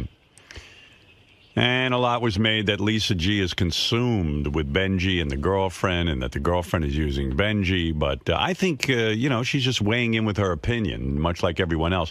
You don't think she's obsessed with Benjy and jealous? But someone told me that literally in the newsroom, she talks about it 24 hours a day. That I didn't know. Oh. That I didn't know. That she is obsessed with Benjy and Elisa, his girlfriend, and that she talks about Benjy and Elisa constantly, to the point that some people put on their headphones so they don't have to hear Lisa talking about it. Wow. Yeah. So she'll talk to herself about it if nobody's listening. Yeah. They say she's obsessed, but, from what I heard, she's just someone like me who weighs in about the people who work here. Benjy is in a relationship where I thought Lisa actually made a lot of sense on the wrap-up show, and I thought she gave Benjy some good advice. I'll play you a clip, and you tell me if you think she's dead on. I do. And she basically says, well, here, I'll play it for you. I'm not mad at you. Like I said, it feels tacky to me, and that's upsetting to me because I like you and I know who you are, and we had a private talk about it. Yeah, and you said you said very, very mean stuff publicly about my girlfriend. I thought you were being very, very. What did she say that was mean? I'm not going to repeat it. Well, I think the comment was in one of my pieces. John will repeat it. Lisa called Lisa's career a non-career. No, I said... referring to her musical ability. No, I said Benjy's trying to be a hero to a non-career. That's what I said. Lisa's memorized the line. So that was a strike. And I apologize. No, you never did. Actually, you said, I'm sorry. You kept saying, I'm sorry if that hurt your feelings. Didn't you never also said apologize for saying it? I think, you said it, I don't know what your rage is about it, what your upsetness is about She's it. not a rage. You haven't heard what everyone has been saying here. That so why do you? Why are you? Look, why are you if giving, she's that talented, she'll be fine on her own. She's getting noticed. You can take a breath about it, Benjy. Okay, what if I feel like you're in this trance about. Oh my God, I have to get her a career, a recording contract. It will happen. Enjoy being part she's of this. being mentioned. Yeah, but it just feels like too much. Well, it doesn't feel organic. That's for sure. It does not feel to anything. It feels very manufactured. It was almost like an intervention yesterday on the air because what Lisa says is true. I mean, Benjy is obsessed with getting his girlfriend noticed to the point that I think Benjy thinks this is his cachet with her. Yes. That as long as he keeps her career going, she'll remain interested in him. And if Benjy was honest, and I could actually talk to him about it, which I won't even attempt, I believe that he would relax a lot more if he stopped all this and finds out whether she loves him for him. Dude, you are being so... I think Lisa made a good point. Honestly, pal. What's the point? The point is... Let me ask you a what favor. you just asked me. Let me ask you a favor, because what you guys do, you put things so generally where you can't... I'll be specific. Be as specific as possible. It seems to me you're devoting a tremendous amount of your personal energy to promoting Elisa's career. And even on the air, where you were one of those guys I sort of admired, you never really plugged everything to death. And, you've had your little plugs and things with that party planning thing or whatever it is. I don't know, stripper parties or I don't know what you had, but everybody plugs.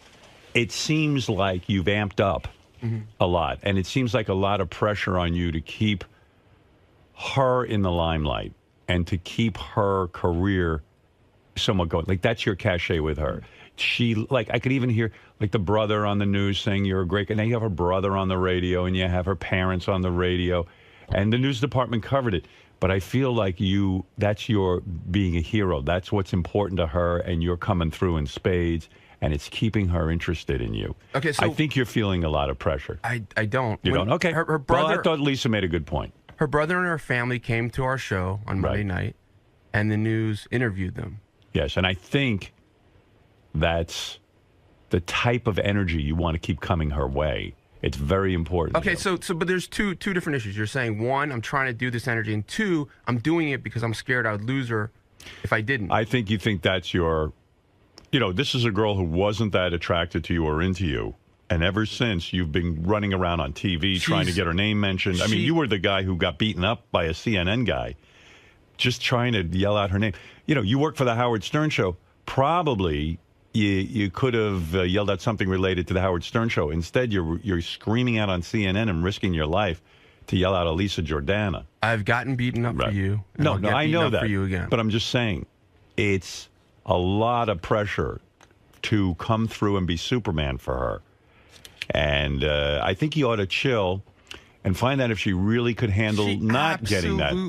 Okay, that's all I'm saying. It seems to me she probably does love you and probably will be able to handle it, but I think you're afraid to let go of this. That's not, but that's not true. Okay. And you're just, all right. It's just an assumption you're making. I'm making an assumption. You're right. And the things And I thought Lisa was right on the money, and I thought she was coming from an honest place. Whether or not she's obsessed with you, I don't know what goes on back in the newsroom. She might very well be. But well, what I was saying to her was, let's say all this is true. I don't know why she's treating my girlfriend like crap. Right. No, that doesn't make sense. And Gary, I thought, was right on target with you. You know, Howie's coming in here today, who's going to be on America's Got Talent with me, and I'm going to even say to him, I've noticed in season 2 that Howie spent a lot of time promoting his personal Twitter account. And then I watched him on Piers Morgan a little bit yesterday, and he said beautiful things about me, and I love Howie, and I'm anxious to work with him. But he really is hell-bent on constantly announcing his Twitter account. And I'm going to suggest to him that this year on America's Got Talent, he doesn't do that. It becomes annoying to the audience. I don't have carte blanche. And it looks desperate. I don't have carte blanche on this show at all. I don't have a zero. Any blanche at all. Right. Whenever you get a chance, anything it seems I bring like it's up, it's something you're asking me about. But it's uppermost on your mind, as Gary pointed out, to get the now plugs you're in. Reading my mind. Well, here, I'll play you what Gary said. And I thought Gary was pretty much on the money here. I feel like you're becoming like Jackie, like you're crowbarring in plugs, and I feel like it's become about plugging everything that you do. You don't reel it in at all, and it's getting tedious. And I almost feel like Howard's the sleeping tiger, and you're poking him. One day he's going to get up and it's just going to go, enough of this shit already. And I'm not sure what the end game is. Like if it was for something, like, is this song really super important to you? Like super important on a level that you're going to go all in with your plugs, because you can't plug like this forever. I don't think. I mean, I don't know how to fight that. You feel that it's not way. A fight. No, I mean, I don't know how to argue that. What's the question? Is this song the most important thing in my life? In other words, I feel like I feel like you're taking whatever you put in the bank as far as goodwill on how much you could plug something, and you're putting it all in on this particular project. I think a lot of things that you guys think I do to seek attention on the show, I'm not. I'm just being myself. But my question is, are you answer what I just said? Everybody, we all know that you're saying your question is, do you still beat your wife kind of question? Then that wasn't what I said. No, it's that kind of question that it presumes. It's not. It presumes some guilt. No, it doesn't. I'm saying that you're taking all the goodwill you built up and you plug day and night. That's not bullshit. That's a fact. No, but I don't think I do, Gary. I plug day and I do plugs on the show that we're given the opportunity to do. You bring it up whenever you can, and you do whatever you can. Wait a second, and you do whatever you can to draw attention to having people talk. It's not an interpretation. It's a fact. Are you talking about the writing on the hands, Gary? At least, and you were very not truthful today. You did say to me off the air yesterday, I thought about taking off, and I thought, why should I do that? I thought about that, the fact like I did it for a purpose of that. This is something like when I want to look at it, I can look at it and it'll help me learn the lyrics. And then right before I got in work yesterday, I was like, fuck, you know what? They're going to give me shit. They're going to say, because they always think I'm doing shit for attention. Right. And I'm like, because they think that, maybe I should wash it, even though that wasn't the reason I put it on there. But I said, fuck that. It's something I would do for a purpose, not for the attention. I'm not going to just change things so they don't think I'm seeking attention. That's what I said. And I think that you took part of that, but you didn't take the full thing. Well, I think you said, I thought of their feelings, and I thought of my feelings, and my feelings were way more important than what their feelings are. That's what I'm hearing. No. But that's what you're saying. I'm saying that you would have listened to me clearly. I heard you. Okay. I heard everything you said. You thought I did it for a certain purpose. I said, that's not the purpose I did it. But it hit me before I got here that you would think that. But I said, you know what? What I'm doing is not a bad thing, and I did it for another purpose. I'm not going to change I'll it give just you, because. I'll give you that you did it for whatever purpose you want. Say you didn't do it for the purpose of getting on the air. I'll give you that. But you realized that it was going to be a distraction, and you said distraction. How is it a distraction? Well, Benjy, don't be fucking stupid. Don't that bullshit about. Of course it's a distraction. Everybody fucking noticed it and handed Howard a note. It's weird. You're fucking writing on your hands. It's odd, and everybody noticed it. Don't act like it's not weird or a distraction. I don't think it's that weird or that much of a distraction. It is a distraction because you hand me notes and things. I'm looking at your hands on that little machine there. You definitely, and in all the years he's been here, he's never written anything on his hand. No, but for Elisa Jordana, he's putting stuff on his hands. You saw notes on my hand through this machine. Yeah, I did. When you put all of a sudden I went, oh, wow, what's that? I thought it was weird, and then I went, oh, it's Benjy's hand. You really noticed it that way? Yeah, I did. I noticed it. I'd forgotten. Someone had said to me, Benjy's writing on his hand. I said, I'm just not going to deal with it. And then about about 2 hours into the show, or whenever I brought it up, 3 hours into the show, all of a sudden I saw, oh, there's something all over his hand, and then I couldn't ignore it anymore. Okay, well, I'm sorry. I didn't know you could see it through the machine. Yeah, but you know people can see it. You do know. In other words, a lot of your energy, where it was devoted more toward the show and coming up with funny angles, is more devoted now toward getting your girlfriend's career on target. Writing on my Gary's making a good point. It's something to think about. Okay. He don't fight it. Gary's a pretty astute guy. He's not doing it to pick on you. I really don't think Gary has a bad bone in his body. Out of all the vipers in this room, and believe me, there are many, I think Gary's the least. Can I just say something? Viperish. My frustration with Benjy is not over what he's doing so much, although there's a lot of it is that. But whenever you say to Benjy, why are you doing this? He goes, I'm not doing that. You're crazy. No, and he doesn't acknowledge it. But you do know, would you acknowledge to me that you are very consumed with getting her career mentioned or on track or getting some sort of traction for her? Do you feel that at all? To an extent, yeah, okay. but not like I don't feel it's out of some desperation to get her to love me. She loves me. I think it's your cachet. It's what you bring to the table. No, I think it's. She's not attracted to you physically. She absolutely is. She has said on my air that she was not. Originally, when she met me, she wasn't, and I had lost. And I think when a woman that you're attracted to says that, you say, well, what is my cachet? What can I do to convince her? Now, I remember, once you did that, once it clicked for you that maybe you could get her, you started going on CNN mentioning her name. You started to go to press conferences and screaming out the name of her songs. That was isn't it interesting? That's the shift. No, it was went from show it was focus a funny thing to do on the press conference. There was nothing funny on this show that you could have done the Howard Stern show related, but more. It was a Howard Stern thing.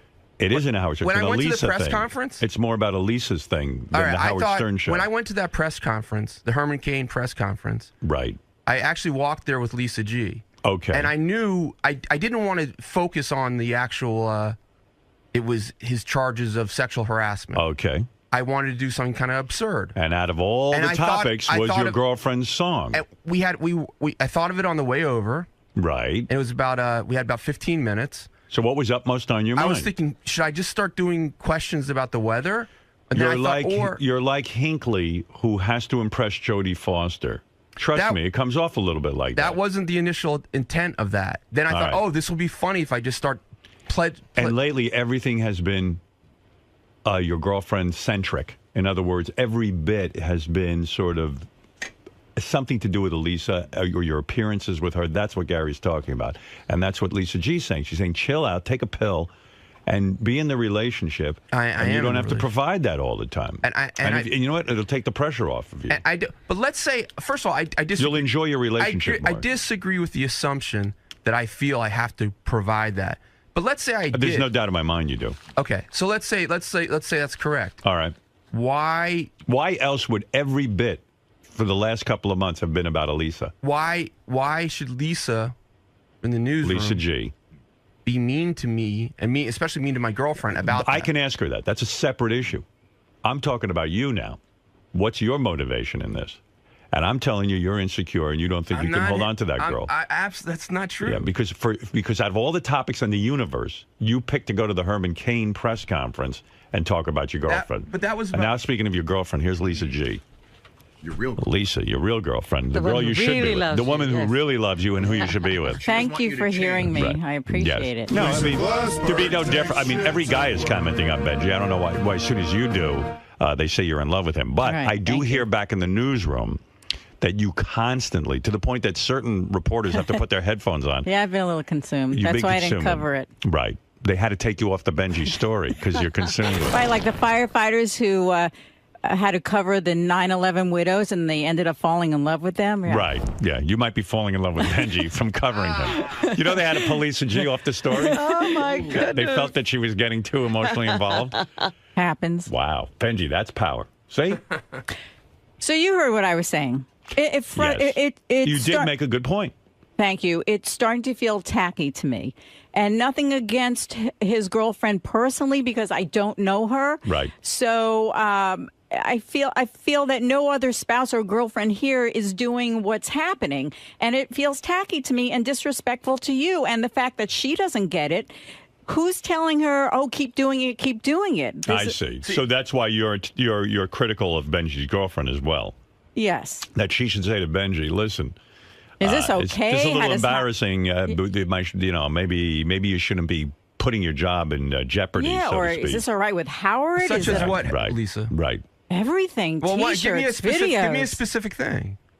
Everything, the way it's feeling to me. No, everything's not specific. So say Well, something. she just said T-shirts and videos. Okay, what? She just said it. What are you not hearing? How many examples is she going to come up with? So what's the video you're talking about?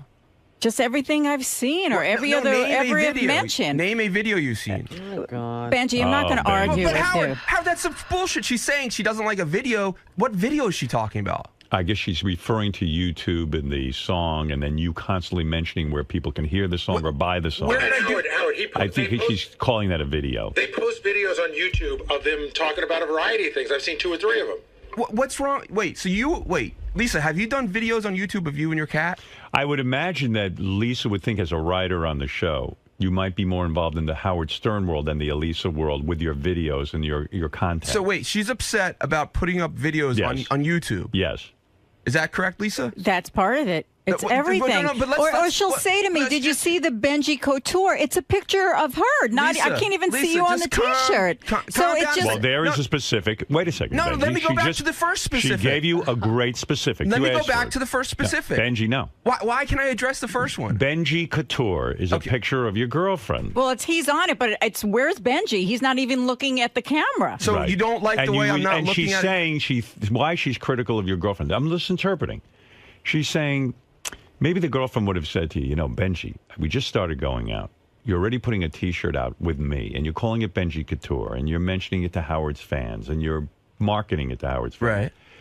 Right. It's a little bit embarrassing. She's saying, where is she in this, too? Like, she should say, gee, I don't feel comfortable. Who, Lisa? No, Elisa. That's what Lisa just said about the Benjy Couture. Okay, so you don't like that I put shirts She out? didn't say she didn't like it. She's just saying it's odd. Okay, but does odd give you the right to be mean to somebody? I had an opinion. I had an opinion. Right. I can understand. No, I know you've hired a personal publicist. I know you just did that. And I know that you have and I don't have a problem with that. I think you should build your career. But the sad part in this I just hired a personal publicist? Yeah. Okay. Did you? I don't know for sure. I don't know what you're talking about. Yeah, you hired a personal publicist. From what are you basing this on? That John Lieberman told us you hired a personal publicist. He said he spoke to him. Sounds just like High Pitch Mike. Yeah. Right. Okay. So, anyway, I'm not against that. Right. I'd like to see your career blossom. I've personally taken an interest in every guy who works here and seeing that their career blossoms. I know that. I'm a very big proponent of that. I know. I applaud John Hines' efforts. I applaud Ronnie's. Anyone I can see. Sal, Richard, you. I'm not against that. No one's jealous. Right. When it comes to your relationship with your girlfriend, I question whether or not you're feeling a lot of pressure to come through for her.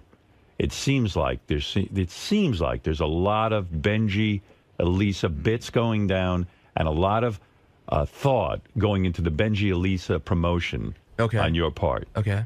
And I think that a lot of times it gets confused because when you could pick an opportunity like in CNN or one of these Herman Cain press conferences, it might even be one time funny to mention your girlfriend's name, but to constantly have it on your brain seems to indicate to me, psychologically, that you have a lot of internal pressure to be Superman to her. Okay. And I know that pressure. I'm not saying I'm foreign to it, but it's a sad kind of statement. It's a sad situation for you, to me. I think to Lisa and to some other people around here. I don't feel that pressure, but I can't convince you that I don't. Well, it's odd that out of all the millions of topics, that's the topic that keeps coming up. You came up with a T-shirt, and it's basically a picture of your girlfriend T-shirt with you kind of there, and it's called Benjy Couture, and you kind of just met her, and it's a money-making enterprise. Okay. And, it's... I take advice from a guy who's had a pretty successful career. That's me. I'm not in the T-shirt business. Right. I don't sell T-shirts, and there's a reason I don't. But I certainly I'm not going to market a T-shirt about Beth and myself and sell it to my audience. Now, I know you're in a different situation, and you're hungry to get something going. But pick and choose. Even when you go out and record a bit that's going to be on the air, pick and choose what your comedy's about. Shouldn't always be about Elisa. Sure. All right. It's so on your brain that it could indicate that you're falling into the abyss of like, wow, I go home today and Elisa's gonna want to be in love with me because she got mentioned today on CNN, or there's a lot of pressure there. It seems to me. Right. All right. That's it. And even if I say this stuff, what you're assuming is incorrect. I don't feel this pressure. But even if you were correct, I don't think you're aware of the pressure. Okay, that's absolutely possible. Right. I don't think I think you're ethically, Lisa, being wrong to be mean to me about it. Why are you throwing it back on me? It's like you didn't even hear what Howard said. And I don't think she's being mean. Well, I don't. All right. Well, one, you don't. She's critical of you and your girlfriend because she feels your girlfriend should say, hey, maybe do a reality check too and say, hey, Benjy, some of this doesn't feel comfortable to me. But that's irrelevant. I'm talking about you. I'm not talking about your girlfriend. I don't know your girlfriend. And I think she's lovely, and as Lisa made a good point. If she's going to have a big career, it can't all hinge on you feeling this like you can't be Colonel Tom in this situation. Okay, but I don't. I felt there was several direct things with Lisa being mean to me about it. There's been some where you're kind of. It's a different role between you and I. Right. And are you being mean, Lisa? I had an opinion and I stated it, and then I apologized privately to Benjy, saying I'm sorry if that hurt you. That's Gary, is Lisa being overboard and mean? I don't know. I mean, I heard the comment that she made. I think that she speaks for a lot of people who may not want to verbalize that, but I don't know whether it's mean. It's an opinion. It's not like I hate that fucking bitch. It's just like I think Benjy's spending a lot of time. Gary, so let's clear this up too. Do you have emotional feelings for Benjy? No, I think he's terrific. I think he's very talented. Do you have romantic interest in Benjy? But I agree with you. I think he is an amazing comedy writer. He's 10 steps ahead of everyone. And so when he's trying to sing with Elisa, I think, why doesn't she, as his girlfriend, say, wow, you are so talented. Write a sitcom. You've got a lot of free time. Write some jokes. Exactly well, that's what not you her were role. saying. That, you see, that's where you're overstepping. All right, but because that's not who she is, or maybe she is that person. You don't know what she's doing. But like I said to Benjy, that's my issue. Right. That's what I said yesterday on the wrap-up I think show. you were more on target when you said to Benjy that she's going to make her own career, and you don't have. And you know what? Chill out and let things happen if they're going to happen. You don't have to constantly be promoting. You know. But I know you're spending a lot of time thinking about Benjy. That's why they took you off the story. Because I heard that on late Friday night you were texting John Lieberman about the Benjy T-shirts. I mean, it's a Friday night. You're home. Yes. You're overly involved. Well, not anymore. Right. They took you off it. They took me off it, and you're discussing it now. I feel so much better. Right. I feel like someone heard what I was trying to say, so it makes me feel good. You were saying that the judgment was you can't be professional about this issue. No, that's not what I said. My boss thought it would be better if John covered the story because it was a live performance. I'm busy doing the news. Why? Why are you not weighing in? I could care less about Benjy. I'm with the audience. Well, listen. Too much Benjy. You think you're disgusted. You don't want to hear about Benjy and his girlfriend. Benjy is not real about anything. Benjy's not in touch with anything. No. Why are you having a discussion?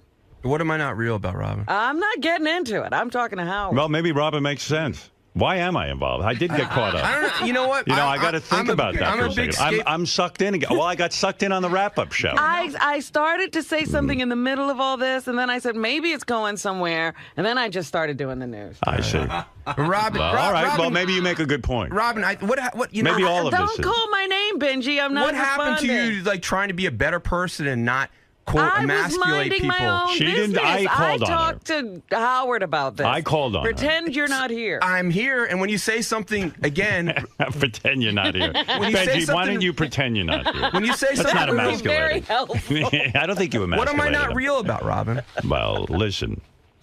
Robin maybe just made the best point of all. Again, I got caught up. I agree. I don't completely fit in here, but you guys make me a scapegoat, and you pigeonhole me in a certain way that. No, I was actually interested in helping you today. I thought Lisa made some good points on the wrap-up show, so I brought it up to Robin, and then I brought it up to you. And I thought that Gary made some good points. I hadn't really been thinking that much about you, and then when I heard the wrap-up show, I became intrigued in this. So, but Robin just made me think of something even the bigger picture. Who the fuck cares about any of this? So she could be right on, and I could be completely off on this. Yeah, but meanwhile, I'm weighing in with my 2 cents. I could be completely wrong. Here's my point. Benjy doesn't take advice. Right. Why am I wasting my breath is what you're saying. It's true. You know what? You're right. God bless you. Okay, goodbye. All right, goodbye, I've Lisa. got things to do, big stories to cover. All right, let's talk about Fred. Now, there's a topic everyone loves. Good. You gave me a reality check. Okay. All right, good for you. Score 1 for Robin. It's true. Here it is, 31 minutes into the show. And it's wasted air. Now, Robin, the deal is you don't like me. And so you get angry. He's trying. He's getting to you. Trying. You're going to get sucked in. I'm not going. No, you talk to him now, and then I'll yell at you that you're wasting the audience's time. I'm cured. Do you like Benjy? I just want to know. I love Benjy. You do? I love him. All right, good. All right. Well, there's your answer. You can't talk to her, but I can. What else do you want to know from Robin? I can't wait till how I'm treated when you really love me. No, we all like you. Things reached the boiling point today between you and Lisa. Yeah. I mean, the gloves came off, and not that it got nasty, but it got very real and very honest. And can this relationship be repaired? Or are you just so pissed off at her that it's almost like she's trying to cockblock you? All right, guys, remember no cell phones. Yeah, I think I have an open. I don't like some things Lisa has said and done, but doesn't mean I have a permanent dislike of her. I like her, and we'll see what happens. She made the prediction to me earlier that you and Elisa will be broken up by May at the latest. Well, that's cool. I mean, I think it's very easy to predict couples will break up because most couples do break up. Very few stay together. So I don't feel that we will, and I hope that we're not. But if we are, it'll be because that's how things evolve. Do you think she sort of threw you under the bus in Howard's eyes, and that she brought to light some things about, you and the Stern Show and publicity, and sort of painted you in a very negative light earlier? Do I think she threw me under the bus? Yeah, like she really, from my standpoint, I think she has some feelings for you, or at least a very strong liking of you, and that's why she's so put off by this relationship. But she spun it as like a Howard. It was an insult to Howard. Oh, I see. So was she like? Yeah, she threw your job under the bus. Oh, yeah. Maybe. Yeah, I think she has personal feelings, and she's trying to rationalize it. I think, yeah. So I don't know if I would say throw under the bus, but yeah, she's trying to rationalize some personal feelings and find reasons that are not legitimate to castigate me. So you want to lose all this weight and change your look, but it's not easy being a sex symbol around here. The women, it's driving them nuts. Yeah, some of the guys too. So. Yeah, including me. All right, Mr. Bronk. Thanks. Lisa, today everything sort of came to a head. This has been building up for months and months and months. You mentioned at the end of the interview, now I feel better.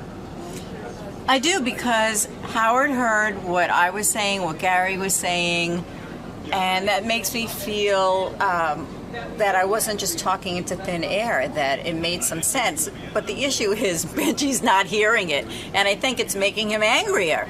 So I bet you he's angrier at me now. Is this the closest you've ever come to an interview subject in your career?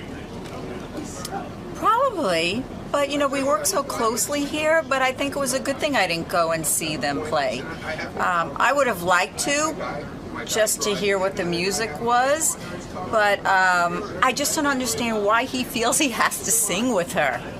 It just feels so phony to me. But is he really hurting anyone at the end of the day? Is he really damaging Howard's reputation or anything? No, he's not, but it just feels so tacky to me and disrespectful to Howard. There's a line that you shouldn't cross, and it bothers me that she hasn't said, like, ooh, maybe this is a little too much, or what does Howard think? Ooh, I'm doing T-shirts now with really it's my picture. It just doesn't feel good to me. And so I'm glad I said what I needed to say. Do you think Benjy will ever forgive you for your hardline stance on his relationship? Yes, when she breaks up with him. You'll be there with open arms? No. No, I won't. A shoulder to cry on? No, he can't have my shoulder. He'll have my support in whatever he decides to do, but maybe he'll see it when she dumps him. And look, these words might come back and bite me if they get married, but I was going to say, do you think she will, if you were a betting woman, would you say that Benjy will be dumped by Elisa eventually? Yes. May. You're predicting by May? Yes. All right, you heard it here first. Okay. Thanks, Lisa. Bye. Bye.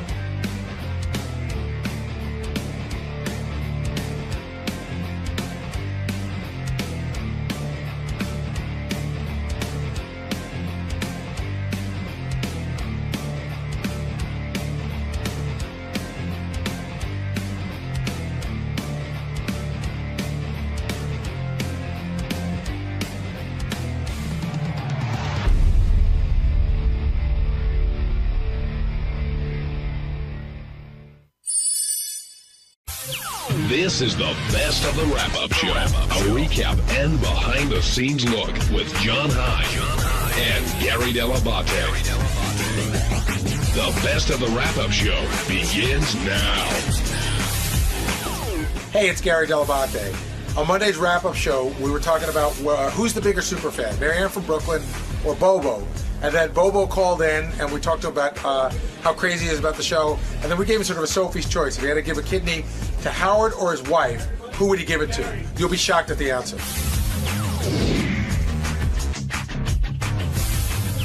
We should talk about this Bobo Marianne from Brooklyn. I think that's a good battle when you really think about it. Who's the more passionate fan, Gary? Bobo's probably a tiny. They're pretty close. Bobo might be a little bit more passionate, if you will. Passionate's one word, crazy is another. But for Marianne's a woman, and they're both leaving. So I said to myself, okay, they're both leaving their family. But when a woman leaves her family behind, like to get up, to before the kids even wake up, and so somebody else has to get the kids off to school, I think she's probably making a little bit more of a sacrifice. I kind of looked at it the same way, but in a more extreme way. And I do think when I think of what love means, I think Marianne loves him more. But when I think of who is I think Howard could say to Bobo, I want you to give up your life, move in with me and be my slave. And I think there's a good chance Bobo would do it. I don't think Marianne would do it. I don't think Marianne would give up her family. Benji's got something there. Yeah. Marianne loves Howard, but she does love her family too. Bobo loves his family, but he might love Howard a little more. Okay, so if Howard asked Marianne to live in his apartment for a month, you don't think Marianne would do it?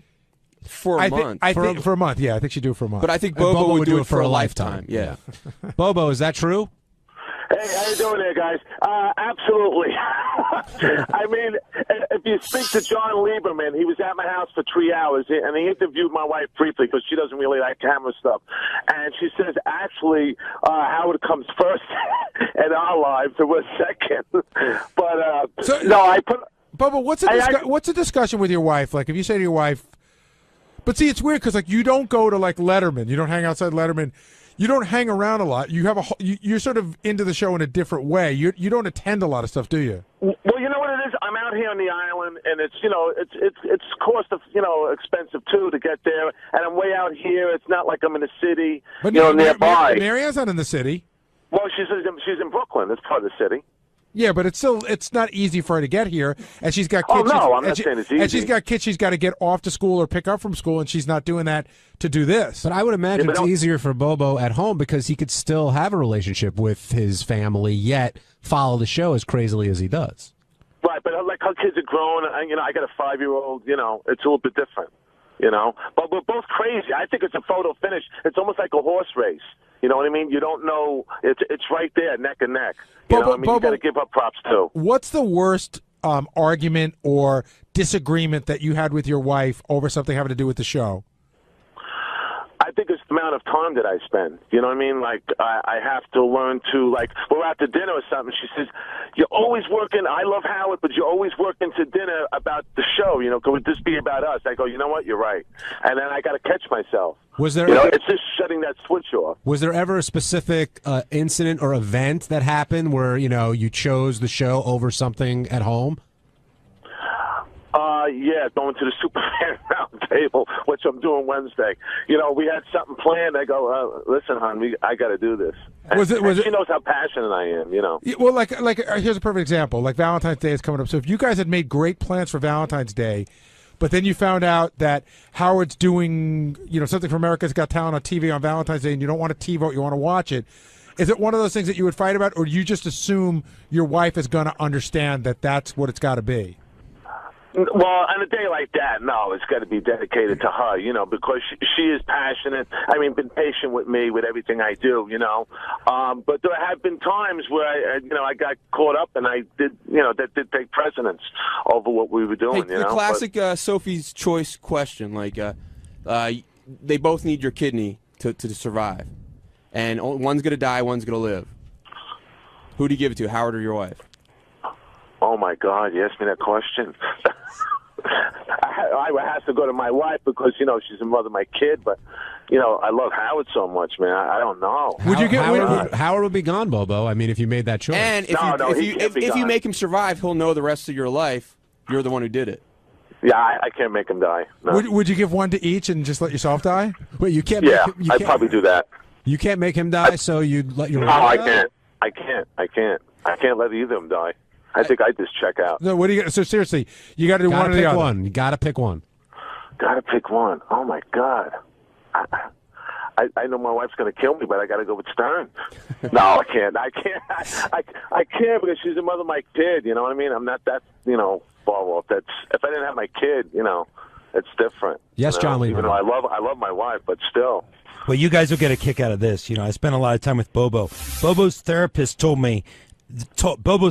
told him that he needs to do something to back off the show a little bit. So Bobo suggested maybe he won't listen to the wrap-up show live. Maybe he'll just listen to it on replay. Hey, Bobo, what's up with that? That was what the concession he would make to his therapist. But I interviewed his wife as well. It's a very telling interview. She says she understands that she knows she will always be second.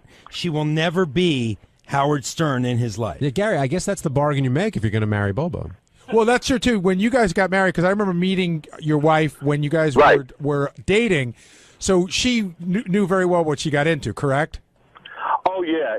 I didn't introduce until I was in Huntington at a restaurant there, and I said, oh, by the way, I'm, do stuff for the show. And, I gracefully worked it in that way. So she knew who I was. If we talked about this, stop me. Was there a Mrs. Bobo before the current Mrs. Bobo? No. Oh, so this is your first wife?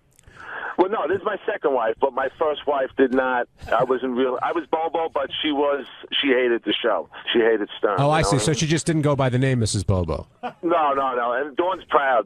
She's proud to say that because she loves Howard. But did crazy as I am. Did the show have any effect on the ending of your first marriage? Yeah. Absolutely. What happened? Absolutely. I had now it wasn't a shrine like I have now, but I had stuff on the walls and stuff like that, and she used to get crazy at times, and enough with Howard Stern, we go here, we go there, it's always about Howard Stern, and she tore my stuff down. I go, that's crazy, you don't do that to me. I worked my damn ass off, and I said, this is my enjoyment. I said, I'm out of here.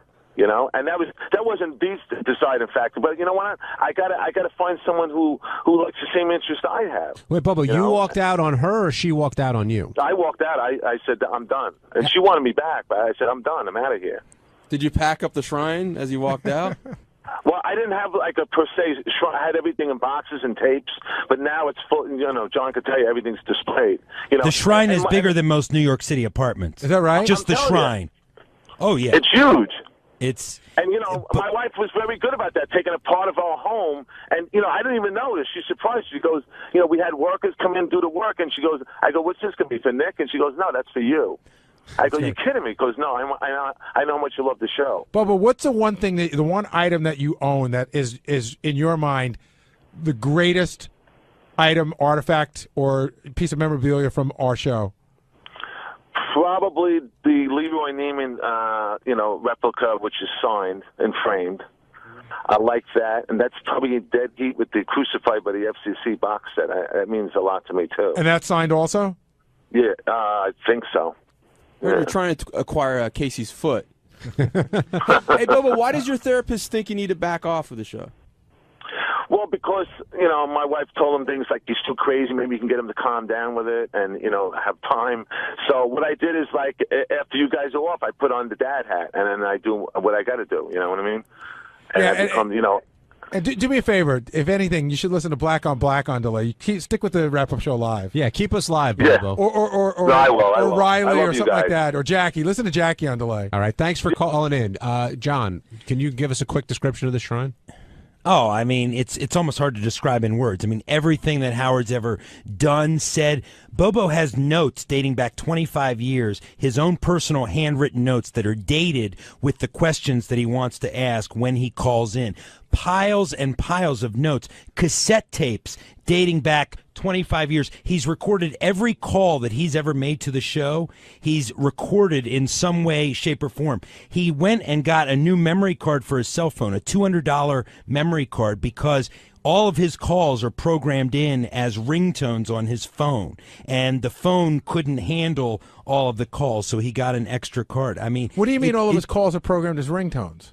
He has all of his calls that he ever made, the recordings of them, rotate as his incoming ringtones. So it might be a Bobo call from 10 years ago. The phone rings, it's that. Then the next call comes in, it's a Bobo call from 5 years ago. I mean, wow. It is so eye-opening. The big difference, I think, about he and Marianne is addicted to the channels as a whole. Anything surrounding Howard 100 or Howard 101 or any of that. Bobo is more focused on just Howard. And in other words, Marianne listens to all the shows on the channels. So doesn't that in some way make her the bigger fan? It's an interesting question. I think there's debate on both sides. Well, who do you, if you had a vote, who would you pick? It's hard because I think Bobo is more addicted. I mean, the guy got... It was like he was cutting out alcohol when he just quit this job. I mean, he got... So you think Bobo loves the show more? I think more Bobo than is more does? physically addicted, but I think Marianne is more it's hard. I think of it same like I think Bobo. It's more, and this is gonna sound negative, like a pathology. Whereas Marianne is choosing to love the show. Bobo quit a job, a good paying gig, because he couldn't listen to the show. Because he wouldn't get to the show until 9 o'clock, and he told his boss, "This messes with my routines. I just can't do this." That's a super fan, Gary. Well, with Benji's thinking, if Marianne's choosing to love the show, and if with Bobo it's a pathology, then clearly Bobo is the bigger fan. If you're going to buy into that. One other thing that was interesting to me was Bobo actually has a work history and an employment history and all these commendations. He was with the Postal Service for 37 years. And the only time... That explains everything. He was with the Postal Service. He retired from there. He has a binder, like, hugely thick with all of his Employee of the Month awards, this and that. The only time he ever got in trouble at work was for listening to Howard. His supervisors would write him up because he would be caught in a truck when he was supposed to be working listening to Howard. But it is like the signs of alcoholism. Like, has this ever interfered with your job? You know, I just love, like, some guys are at work and they're doing blow in the post. Some of them are getting blowjobs, and he's just listening to Howard. On Tuesday's wrap-up show, we had the graffiti artist David Cho, who became the multimillionaire from his the Facebook IPO, and we talked about his appearance on the show. And John Hine and I got in a big argument about the doubling gambling method, which I was shocked that John thinks that works in casinos. And it mathematically works if you have an unlimited amount of money, but chances are, very much so, that you'll go broke if you do it in a casino. And the fact that John didn't understand that, I was shocked and pleased by it, because I like feeling a little smarter than John about this.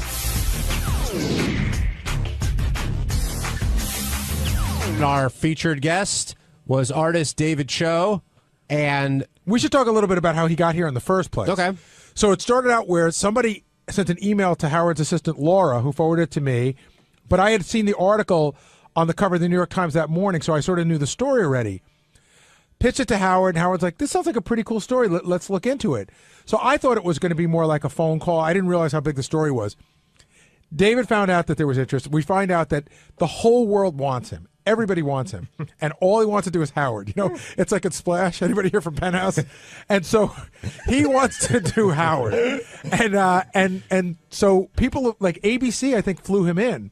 And then there was a whole thing going on over the weekend where the ABC people were trying to get us to pick up the tab for some of it. I'm like, hey, he wants to do our show. He said he'd fly himself in for us. he was thrilled to be on the show today. So we decided to have him in live. And then only after we decided to have him in live did Will do a little research on him and said, holy shit, this guy's going to be a great guest. We wanted him on solely for the Facebook story. We thought that would be enough.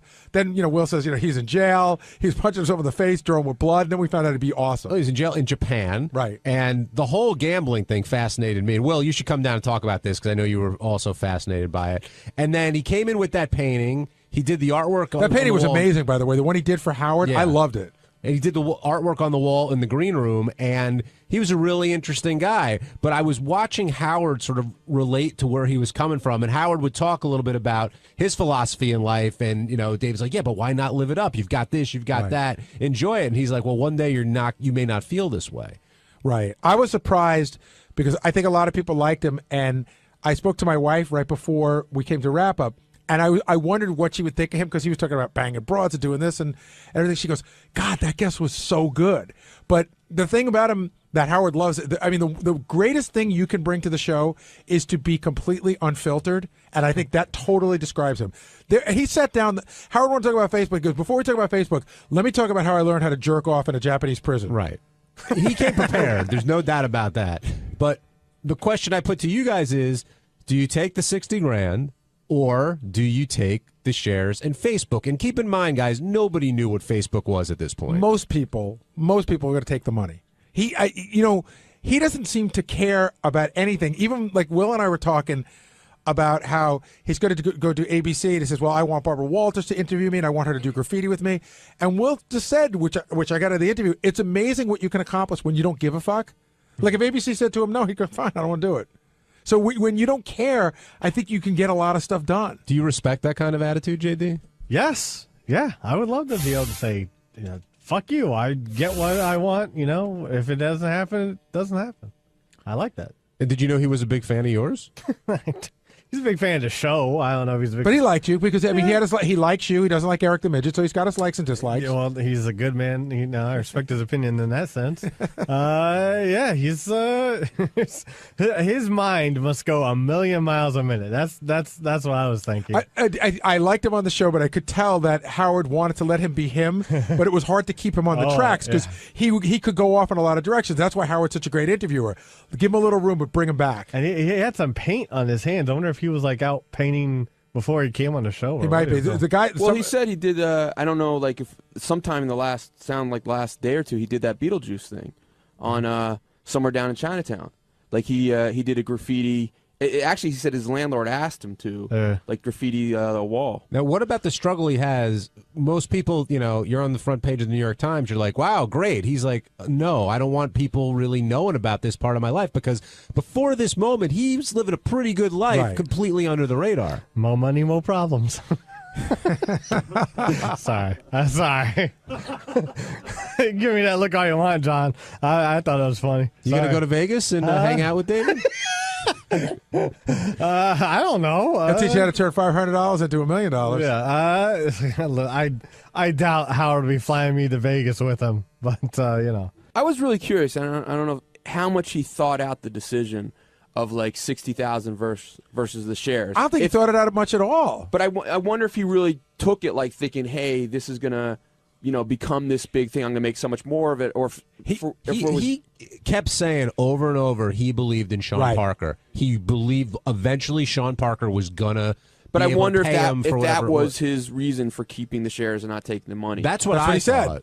He said he could have really used 60 grand at that time, but that he thought Sean Parker was cool enough and interesting enough and smart enough that he was banking on him. But that's a lot of faith. Yes, absolutely. Especially, it's a lot of faith in light of the fact that Sean Parker had already been with two companies before that. And didn't pay. And they couldn't pay. Yeah. And wasn't like MySpace? It was around, and who knew that would be not as good as Facebook? Well, at the time, I mean, Facebook was popular within those small colleges that, not small, but the colleges that had it, but it hadn't exploded onto, the big scene, so to speak. David in Connecticut, you're on the wrap-up show. Hey, guys, how are you? Good, how you doing? Hey, good. Hey, listen, guys. Hello? He was going to say David was lucky.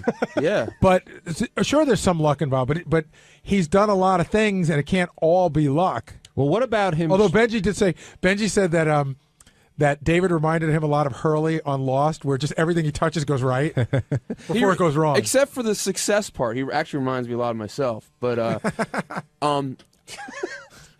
his gambling thing strategy, which it's great. It's great that it worked for him, but that doesn't work. I mean, it's like someone saying, like, why doesn't it work?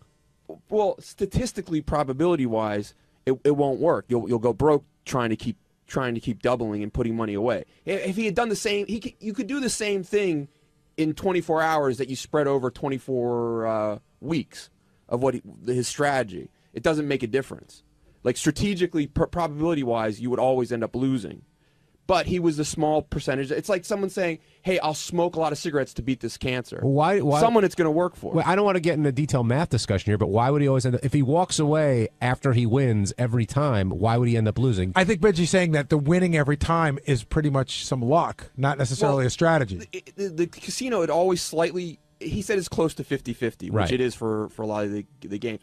But it's also the edges to the casino, and eventually you always lose. And if you keep doubling, you can't double to.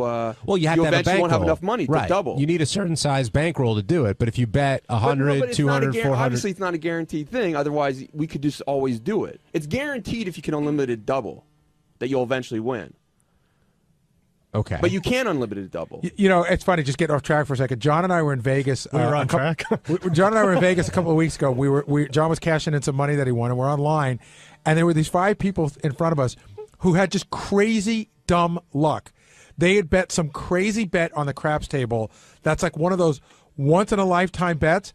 And one girl who's like 25 years old had $80,000. The guy next to her had $60,000. The guy next to him had $55,000. And John and I were just in awe of this ridiculous bet that you just fucking hit. And then I ran over to the craps table and bet it because, I mean, it's a feature bet. You got to roll what you every did? number but a 7. You went to the tree that just got hit by lightning, hoping it would hit again. Absolutely. Absolutely. The odds on that are incredible. Do you really think he has a system that works? Yes. It's simply, you really do? I really do. It's no, all he's doing is let's say it's a $5 bet. He loses, then he doubles it to 10. Right. He loses Right. again, then he doubles it to 20. Right. And then when he wins, he says, you know what? I've won money. I'm gonna go take it to, and I'll wait till next week to start again. Right. It doesn't work. It could statistically it's gonna work at maybe, I don't know, a third of the 13th millionth of a time, but it doesn't work. All right. We'll debate this during the break, but I'll show you how I think it works. You gotta be crazy. Are you being serious? Yes, I'm being serious. You're like supposed to be so smart. Joe, do you think? No, do I'm you, not that Do you think that? Because Benjy was making a point. I'm curious.